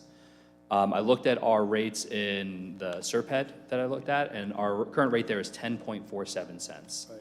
So right now, we're about 4 cents below, and then come May, we'll be 3 cents below that. And then just for comparison, in Rhode Island, the current rate is 10.88 cents, and in April, will be coming down to 7.81 cents. And as you mentioned, the biggest reason for that is because a certain amount of the electricity that is in that was bought before prices skyrocketed last year. And that's one thing that we're aware of, is that the rates that we're going to see come October will not have that. All of the electricity the National Grid purchased that we will have available in October were bought during the high rates. Yep. And one of the things that we put out there to all of our clients is that, look, I can't predict exactly what National Grid is going to do in October. I don't know. I say that a million times. But there's reason to believe, given the high natural gas prices, the rates in October will be significantly higher than that 7.8 cents. And this program provides an option in counter to that. And once again, the program is not firm until you actually see those bids and you'll know what that rate is. So it's like, it's having an option, but you don't have to take advantage of it if it doesn't pan out the way that. I think we're gonna see rates double. Minimum. And that what you guys, I can't say that you're wrong, right? You guys must predict that. You must see that coming. Yes. And that's why I'm coming to both our existing clients and potential clients in Rhode Island saying, we might see electricity rates go up significantly, and it'd be nice to have another option. What's the company out of Pennsylvania buying National Grid? PPL? PPL, that's right. Yeah. Okay. When are they taking over? Right now, the approval's in appeals, by the Attorney General's appealed the ruling, so. Appealing it? Okay. They were granted it, but it's under appeal, so. All right, there's a couple more questions here. Yes. I think I just chased off a customer there, but, let me see it. Okay, so you did save, so 3. All right. Clean energy versus, of course, I want coal. Black, dirty coal. Burn, baby, burn. Drill, baby, drill. Noted. Trying to increase that global footprint there. Say if half of the town wants 100% clean, does the other half of the town who wants to drill, baby, drill, gonna have to No. offset that cost? No. Or that individual who wants the lower rate Yes. will get the lower rate? Yes, exactly. You're And the not rate, gonna subsidize the 100% green. no, the rates are not subsidized, and through part of the bidding process is Right. we require all bidders to provide transparency in how their prices are created, so we can vet through third parties how their rates are generated. Right, but if half the town checks off the box where they wanna go green, Then what will happen is the suppliers will purchase the renewable energy credits on behalf of their individual usage, and it's just for that individual to pay, but none of the other ratepayers will be Participant. subsidizing it. okay. All right. How you cut that baby, but I'll take your word for it. Okay, projected new costs. All right. How are you guys paid? I asked this before. Yeah, so for example, the SERPED rate that I said, the 10.47 cents that our Yep. clients there are paying, 1/10 of the penny there, so 1/10 of that 10.4 cents is paid to us as a consultant. So whatever the rate is, you get 1/10 of 1 penny. Yes, So if it's 14 cents, you we get still 1/10 of a penny. If it's 20 7 cents, cents, 1/10 of, 1/10 of a penny. Yeah. alrighty. And then, and usage, there's not a blanket usage where if you go over a certain amount? Nope, no, yeah, it's all just paid based off of All their. right, that's all I got. Thank you. Jamie, I have one question. Yes. I was wondering if you know what percentage of energy National Grid has that's renewable now, exclusive of the, you know, of solar and of people who have joined up with green energy companies? Yeah, so the state minimum right now, I believe, is 19.5%, and that's the minimum for all electricity supply products, no matter who provides it. Okay.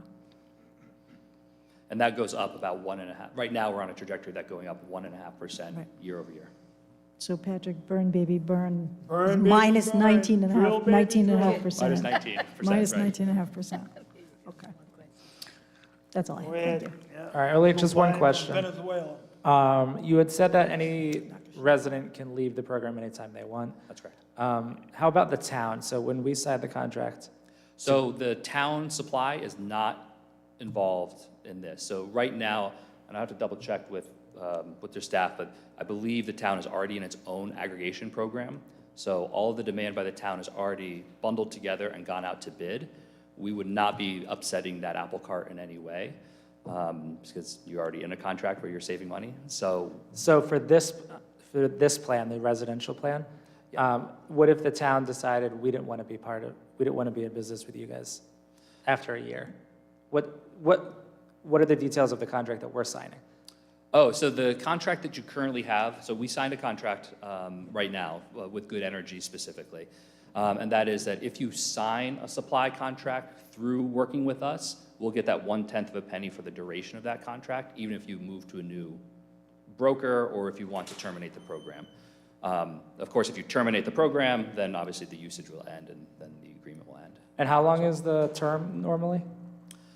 For the supply contracts? Yeah. So I've seen them go from anywhere from 2 to 7 years. And so the idea is through the bidding process, is it 3 years, it's going to make sense? Is it 5 years, it's going to make sense? But yeah, those are the general ranges we see. Okay. All right, that's it. Thank you. I guess that's Thank it. you. Yeah, no, thank you. Thanks for coming out. Thanks for being Thanks for patient and waiting. Oh, absolutely. I always learn something. And once again, that if you choose to schedule a public hearing, I'm happy to come back for when that happens and answer any questions that may come up during that time. Perfect. Excellent. Thank you. Thank you. All right, and thanks to the town manager, Jim Tierney, and Mike DeLuca for working on this as well, and to Deb for bringing it to the council's attention. I think it was just your item. You and Eva? Okay, great. Yeah, thank you, guys. All right, so we will move on to open forum.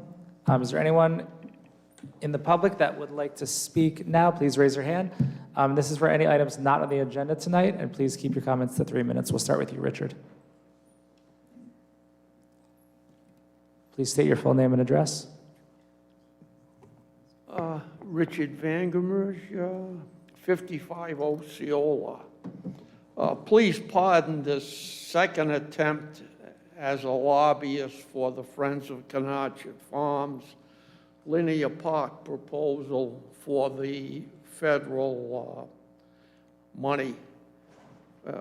We have already financed 2 looks at the linear park, and we want to be a participant in the completion of this linear park project. We have the talent, the time, the treasure, the temperance, and as you know, we've been tested, tried and true. And so we, again, offer our services in all these ways to help the town perform a great function. But just wait, this linear park can be the start of a much longer walking linear park up Old Boston Neck Road to, from Boston Neck Road over the Sprague Bridge to Old Boston Neck Road. And this, of course, includes the Chaffee Wildlife Preserve, which is really one of the great parks and really unutilized, to say the least. But there's much more than that in Narragansett in this area. We have this magnificent Camp Varnum walk that people should participate. We have the great ocean walk, we have the beach walk, and we have the magnificent walk ending at Narragansett Avenue with the magnificent murals put there a number of years ago, in which unfortunately no one knows, but they are built into the wall in Pier Village. So we have these opportunities. I've had the good fortune of spending 10 days in Kyoto with its fantastic and famous Philosopher's Walk, and had the opportunity to be in Heidelberg for that particular famous walk. But I guarantee you, what we have here in Narragansett is just as good and can be put together into a magnificent package, which would start with the linear park at Conachit Farm, and really would be not only a state treasure and a national treasure, but would it be good enough for any world-class walk. Thank you, Richard. Stanley. Please state your full name and address. Stanley Chowski, 1044 Boston Neck Road. I shoveled coal in the 4th, 5th, and 6th grade, and I found that if you adjust the damper just right, you don't get the smoke. The idea is to just get the damper right, and then you don't have to reload it at 4 in the morning if you minimize the damper. Therefore, you utilize that coal to the perfect situation for the heat. So it does work. I like that coal idea. And there's not that much smoke. They should be able to figure out a filtration system. But on a positive note, on a positive note, 2 weeks, we only had 2 college incidents in 2 weeks. Unbelievable. I guess we're all done with college problems. 2 weeks, 2 incidents. On a financial side, though, I want to commend the town manager to telling me last week that we might be getting $4.6 million in some kind of Fed money, ARPA, whatever. So we're going to be getting $4.6 million somewhere, possible. Then I remember hearing Laura Kelly from the library, kind of indicating she's going to be continued to fundraise, so we're going to get $1.5 million, possibly. At least they're trying for it. Positive, very positive action on that side. That's so nice to hear.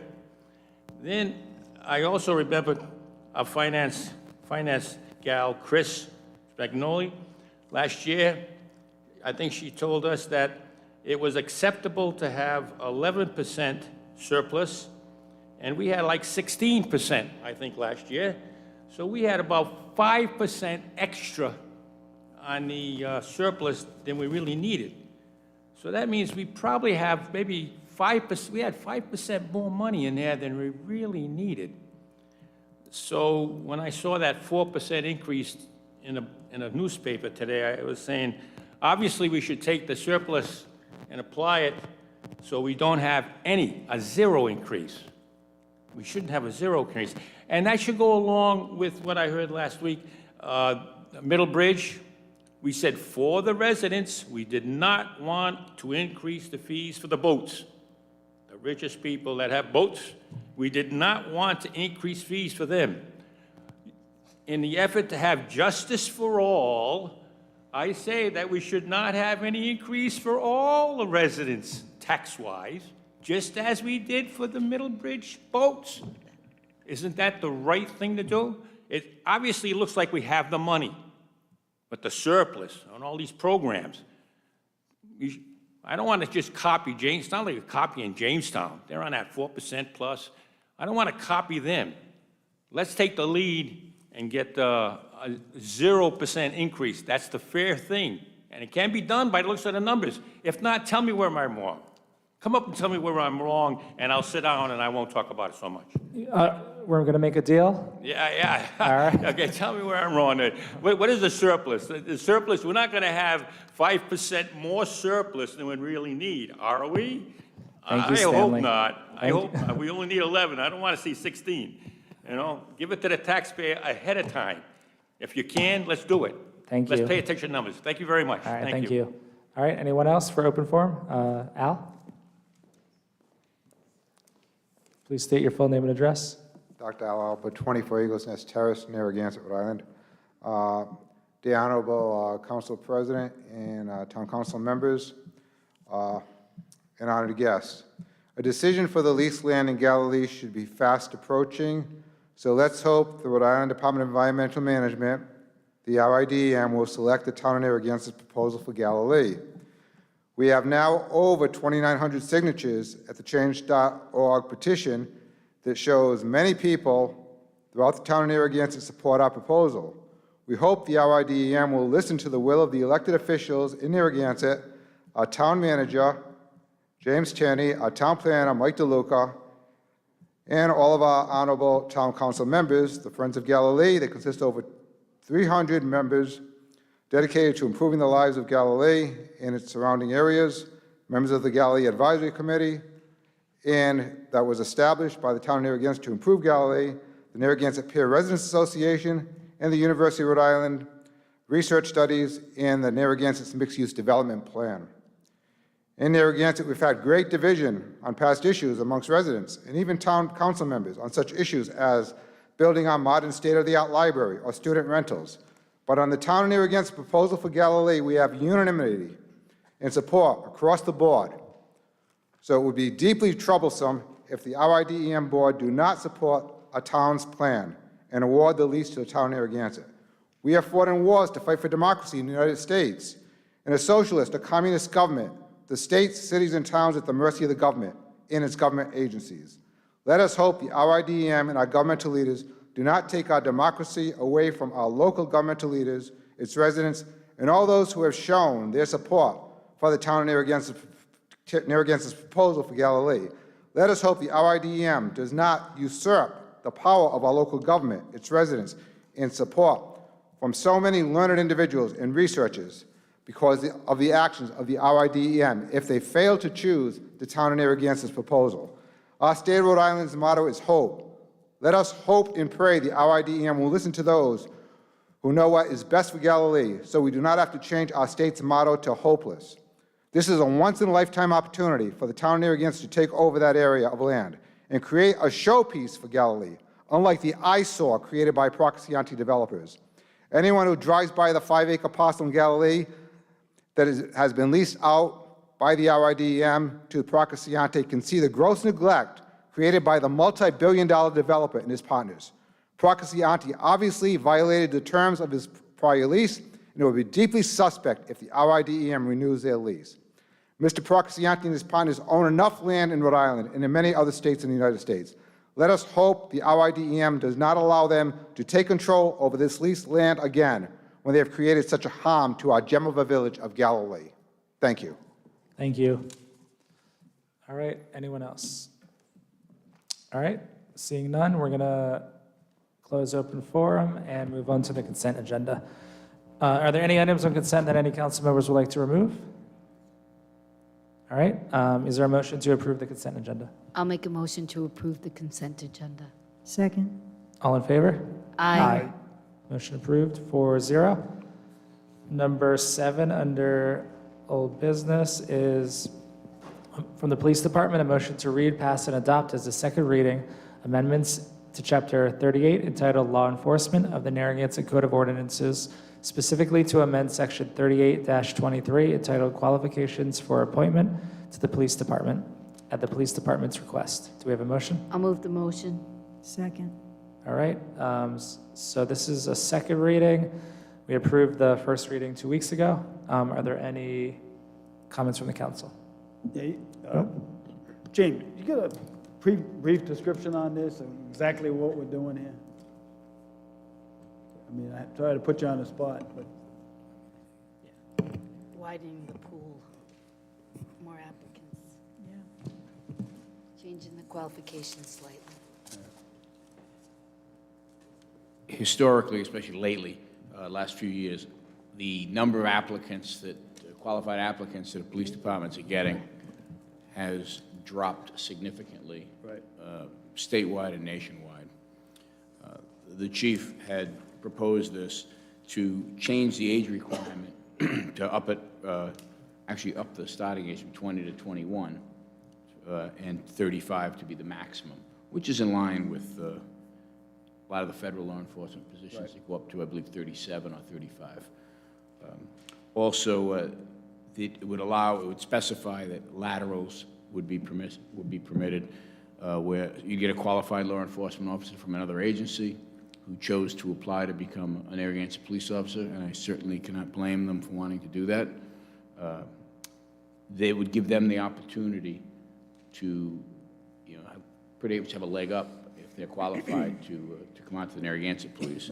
And there were some questions brought up about the law enforcement officer's Bill of Rights, which is not applicable at all on this.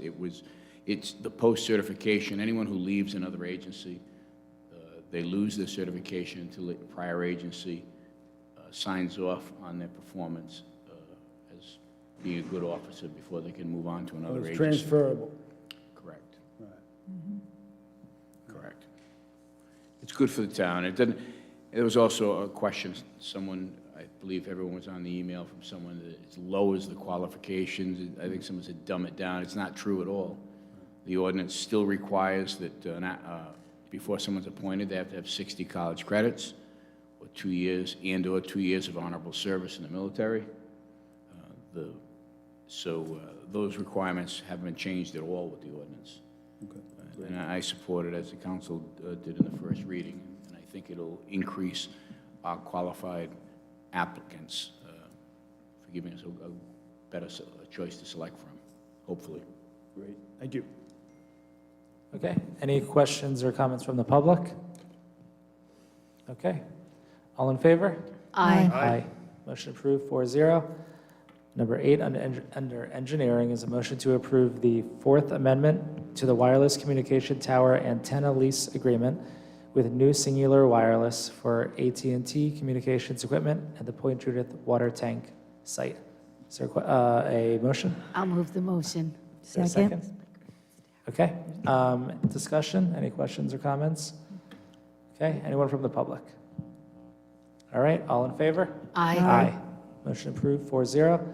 Under Public Works, number 9 is a motion to award the bid for seasonal trash receptacle rubbish removal for the Public Works Department to the sole bidder, Joe Harvey Landscaping, at their quoted prices, $39,882 per barrel, cost of $6.28 for year 1, $39,882 per barrel, cost $6.28 for year 2. Move the motion. Is there a second? Second. Okay, any discussion?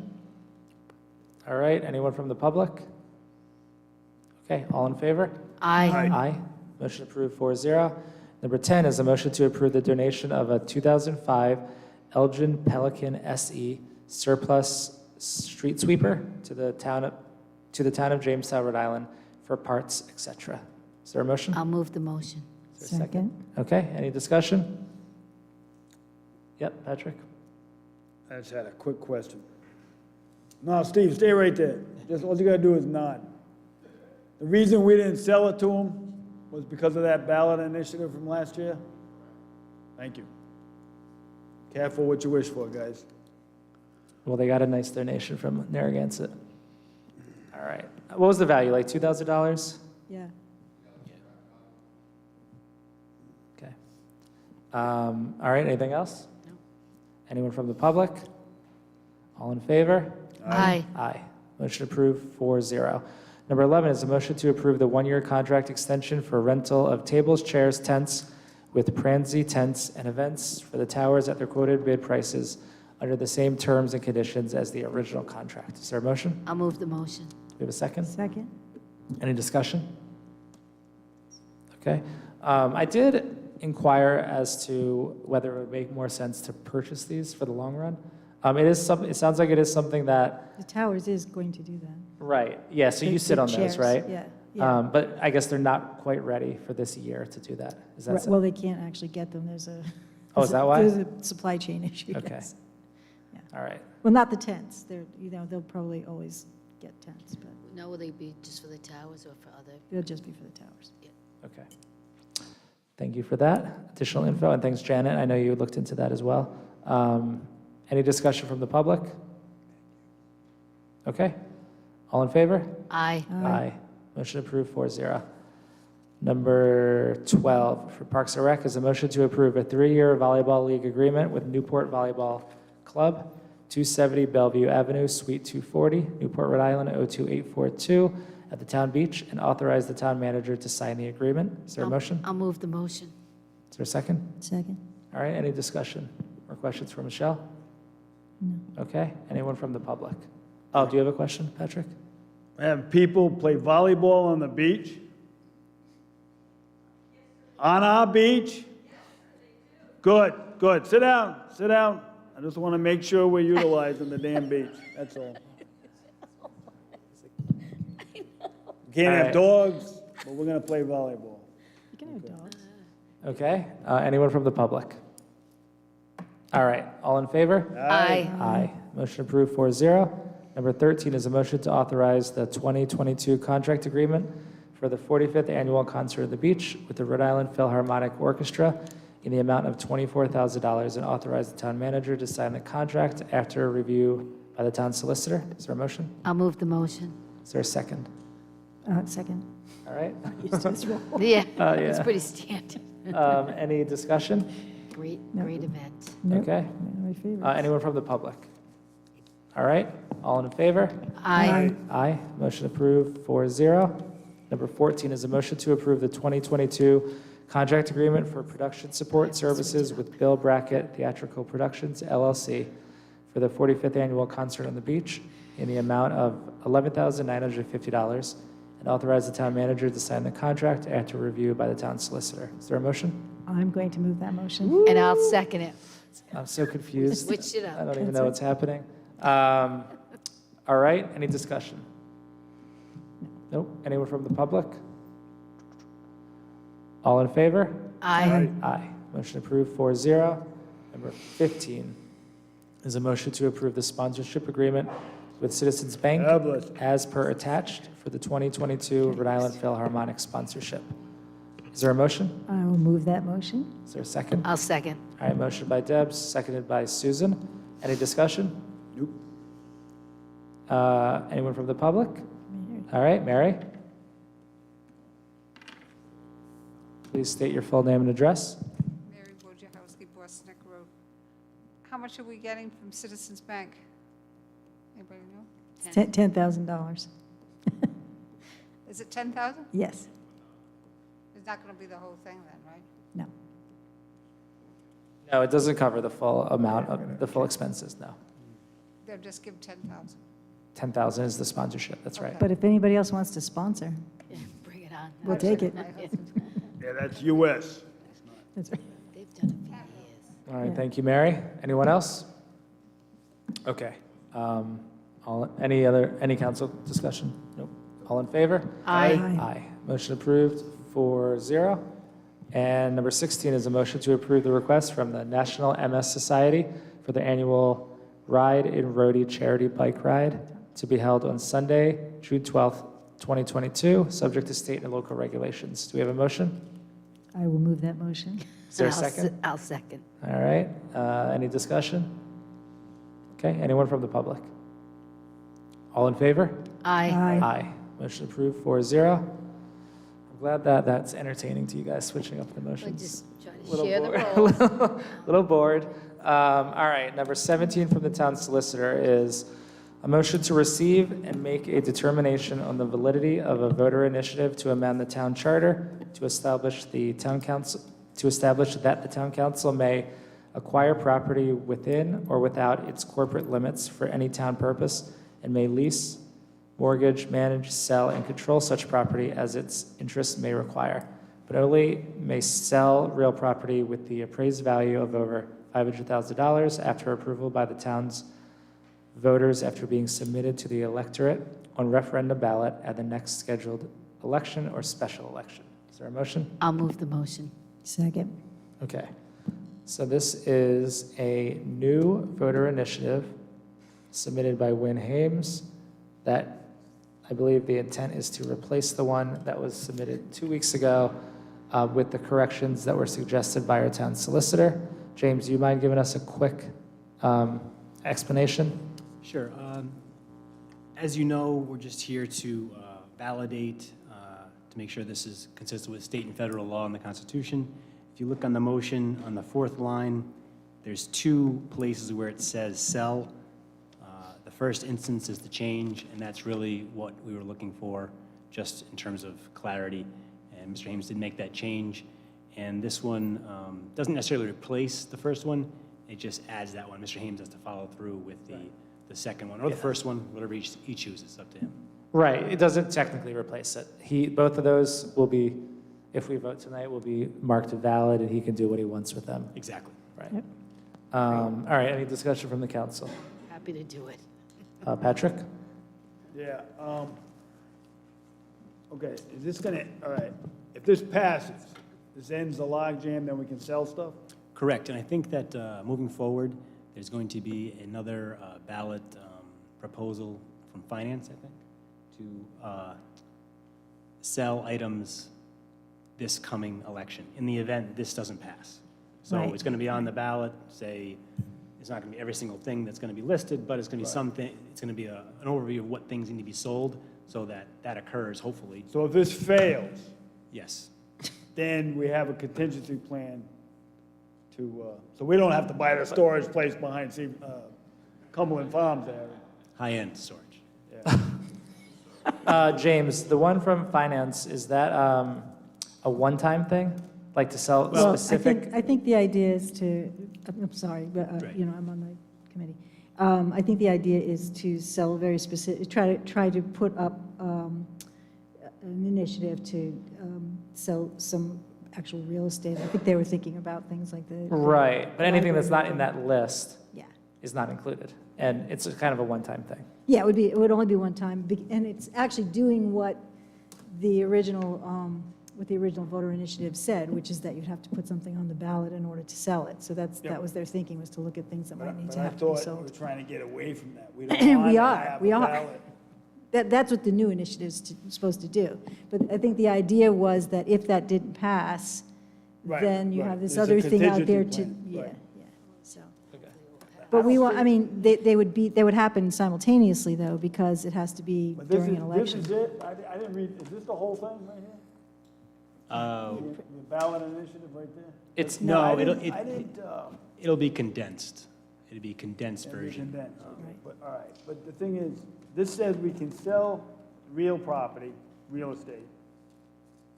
We may sell it over $500 or more, correct? Correct. 500,000 or more, correct? Okay. So what does that do for the, what was that? Freaking, So we may acquire property within the corporate limits and may lease, mortgage, sell, and control such property as interest may require. That's the key. And then it goes on to say, but only may sell real property, which obviously, Right. is land and improvements. but if this passes, then we can sell a Correct, desk, we can sell, correct. But there'll be another, hopefully, something on the ballot to allow sales of some certain items, just as a measure to protect, and then it's over with. hopefully. So he's gonna get, what, 1,200 signatures? Was it 12.5% of the last? Anybody, want to help out there? I forget the number, it's It was 12.5% of We have the, that number. Yeah, it is 12%. He has to get 1,093 signatures. Right, okay, anybody want to help out there? Stanley, you look like a that's right. dedicated citizen. You have to be a registered voter, though, to sign. Just for the Right. record. All right, so In Narragansett. before we vote, just want to make this clear again, because I do see some different things go out there in the public. This is not a town council initiative. It's an initiative from a member of the public, Win Hames.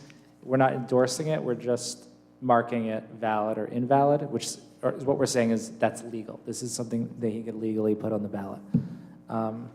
Any comments from the public? Okay. All right, any other questions from the council? I'm ready to vote. All right, so the motion is to, does someone want to make a motion to mark it as valid? Make a motion to mark it as valid. Second. All right, all in favor? Aye. Aye. Aye. I, Motion approved, yeah, 4-0. All right, number 18 from the town clerk is a motion for the council president to appoint one member and one alternate member to the Historic District Commission. So this is, this commission's a little bit different than other committees and boards in town, where we don't vote on these, and the council president just makes the appointment. So I'm going to go ahead and do that. So I'm going to appoint Francis Figueroa as member 7 on the commission, and John Tyberski as the alternate member. John is on the Narragansett South Kingstown Senior Advisory Committee. However, it's a slower committee. They don't meet all the time. It's not very active, and there are no other applicants for this historic district. And they also have a problem making quorum Well, from when time they to meet, time. they're pretty active. They're active when they meet. They just don't meet all that much.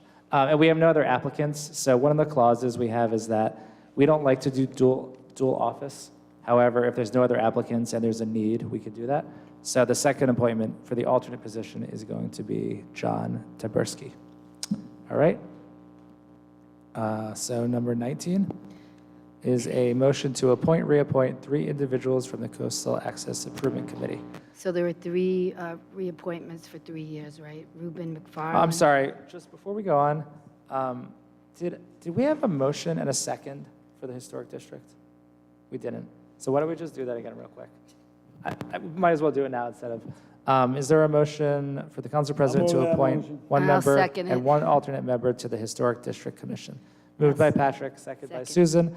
The appointments will be Francis Figueroa to member seat 7 and John Tyberski as the alternate position.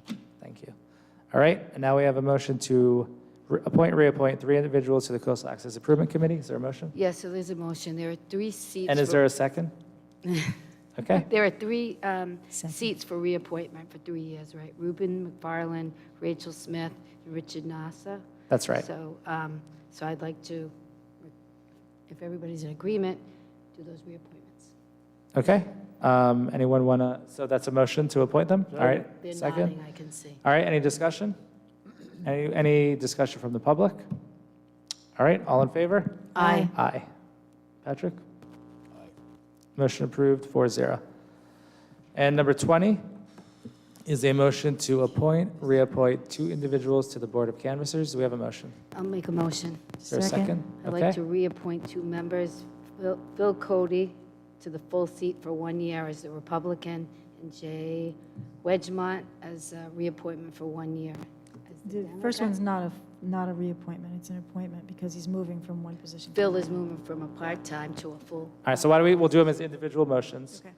You want to start with Phil's? So Phil Cody is moving from an alternate to a full seat for 1 year. second. Okay, any those in- discussion? Any discussion from the public? All right, all in favor? Aye. Aye. All right, And then we have Jay Wedgemont to be reappointed for 1 term, and he's still in a alternate. alternate position. Second. So Jay Wendermont to be reappointed as a Democrat alternate member. All right, motion by Susan, second by Patrick. Any discussion? All right, anyone from the public? All right, all in favor? Aye. Motion approved, 4-0. We have still one alternate left, right? Is that all? We need one Republican alternate still, right? And those get sent to the town by the chair of the town committees. So there's really nothing we can do until that's sent to us. All right, number 21 is a motion to adopt a resolution on protecting municipal-owned conservation properties by deeming conservation properties as being held in the public trust pursuant to Rhode Island General Laws 4536.1-1 et sec, and having conservation restrictions pursuant to Rhode Island General Laws 34-39-2A et sec. Do we have a motion? I move that motion. And I'll second. All right. So this is from the, well, it's from me and Deb, the motion, but it does stem from the land trust, the Narragansett Land Trust. And we actually passed a almost identical or very similar resolution earlier this term to protect conservation land in town. What happened since then is that the Rhode Island General Assembly passed a new law. It's Rhode Island General Laws 45-36.1-1, and it codifies the ability of a town to make the public trust determinations. So we really are just kind of redoing this, and it's formatted in an updated way to be in line with the state law. So are there any questions about this? Yeah, it's a resolution. Is it enforceable? Yes. Yeah. Yeah, by state law.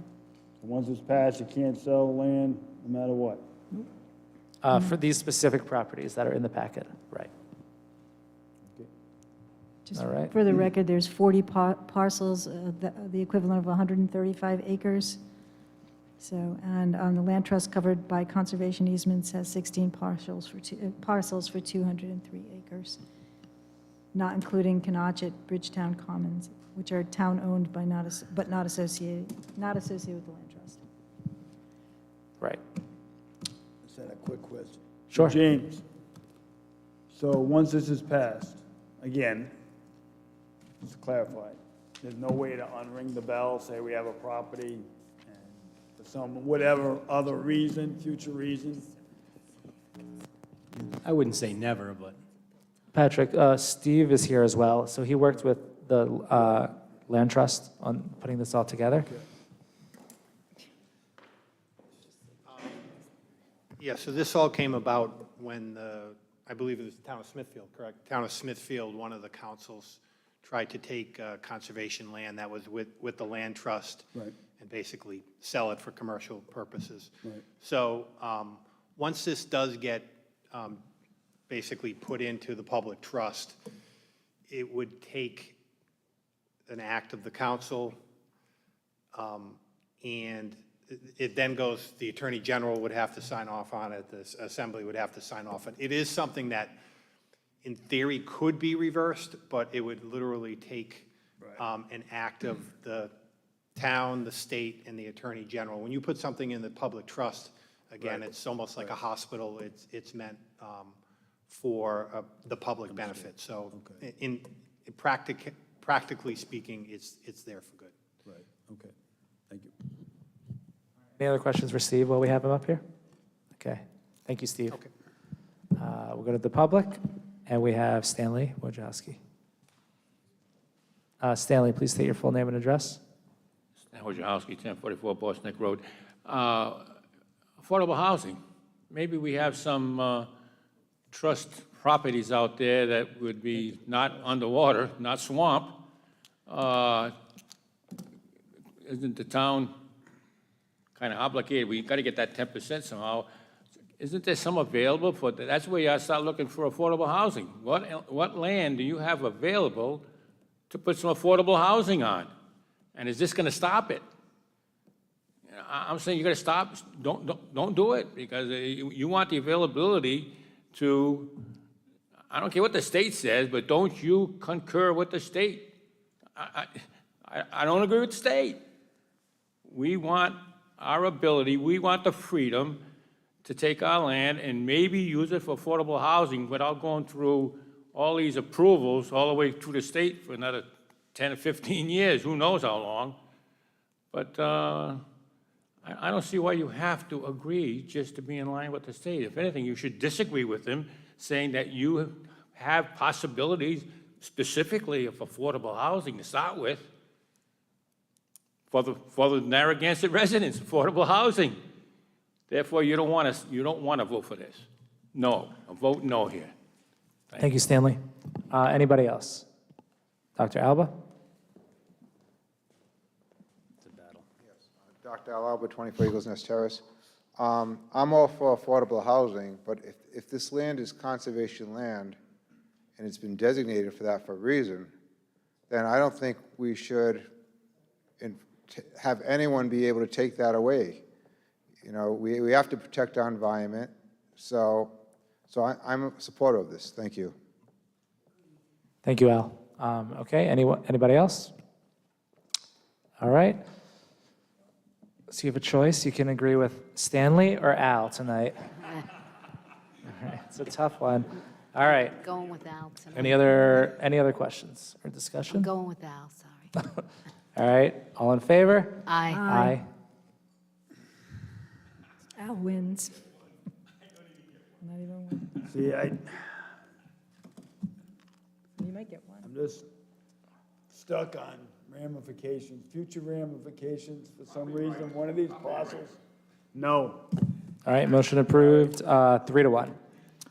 Okay, and we have an, Involve the state, good God. yep, What are we gonna all do right. with the state? So do we have a motion to retire to executive session of the town council in accordance with Rhode Island General Laws Second. 42, 46-4, and 42, 46-5A to discuss litigation in accordance with Rhode Island General Laws 42, 46-5A2, national opioid litigation.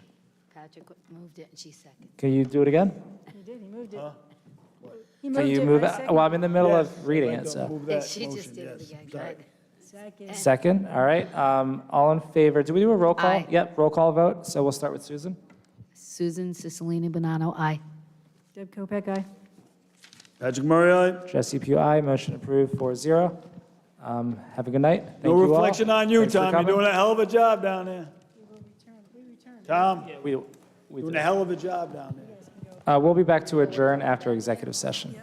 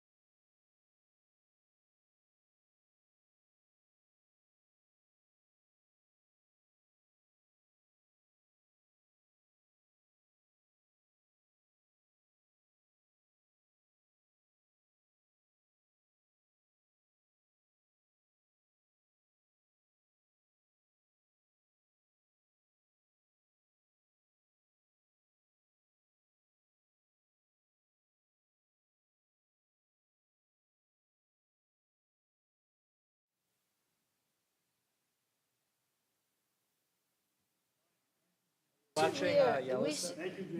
should wear a yellow, No, I don't you like this. guys. I have. Why don't we wear yellow And blue. blue next week? Like, Remind us. I know. Yeah. Was that We're on gonna purpose? vote, we're gonna vote for It the was on motion. purpose. Yeah. Okay. All right. So we're back. Do we have a motion to, we're sealing it. Do we have a motion to seal the minutes move of the that executive motion. session? I'll second. A motion by Patrick, second by Susan. All in favor? Aye. Aye. Motion approved 4-0. And do we have a motion to adjourn? Yes, I'll make the motion to adjourn. All in favor? Aye. Motion approved 4-0. Have a good night in the back. Sorry, Stanley, about earlier.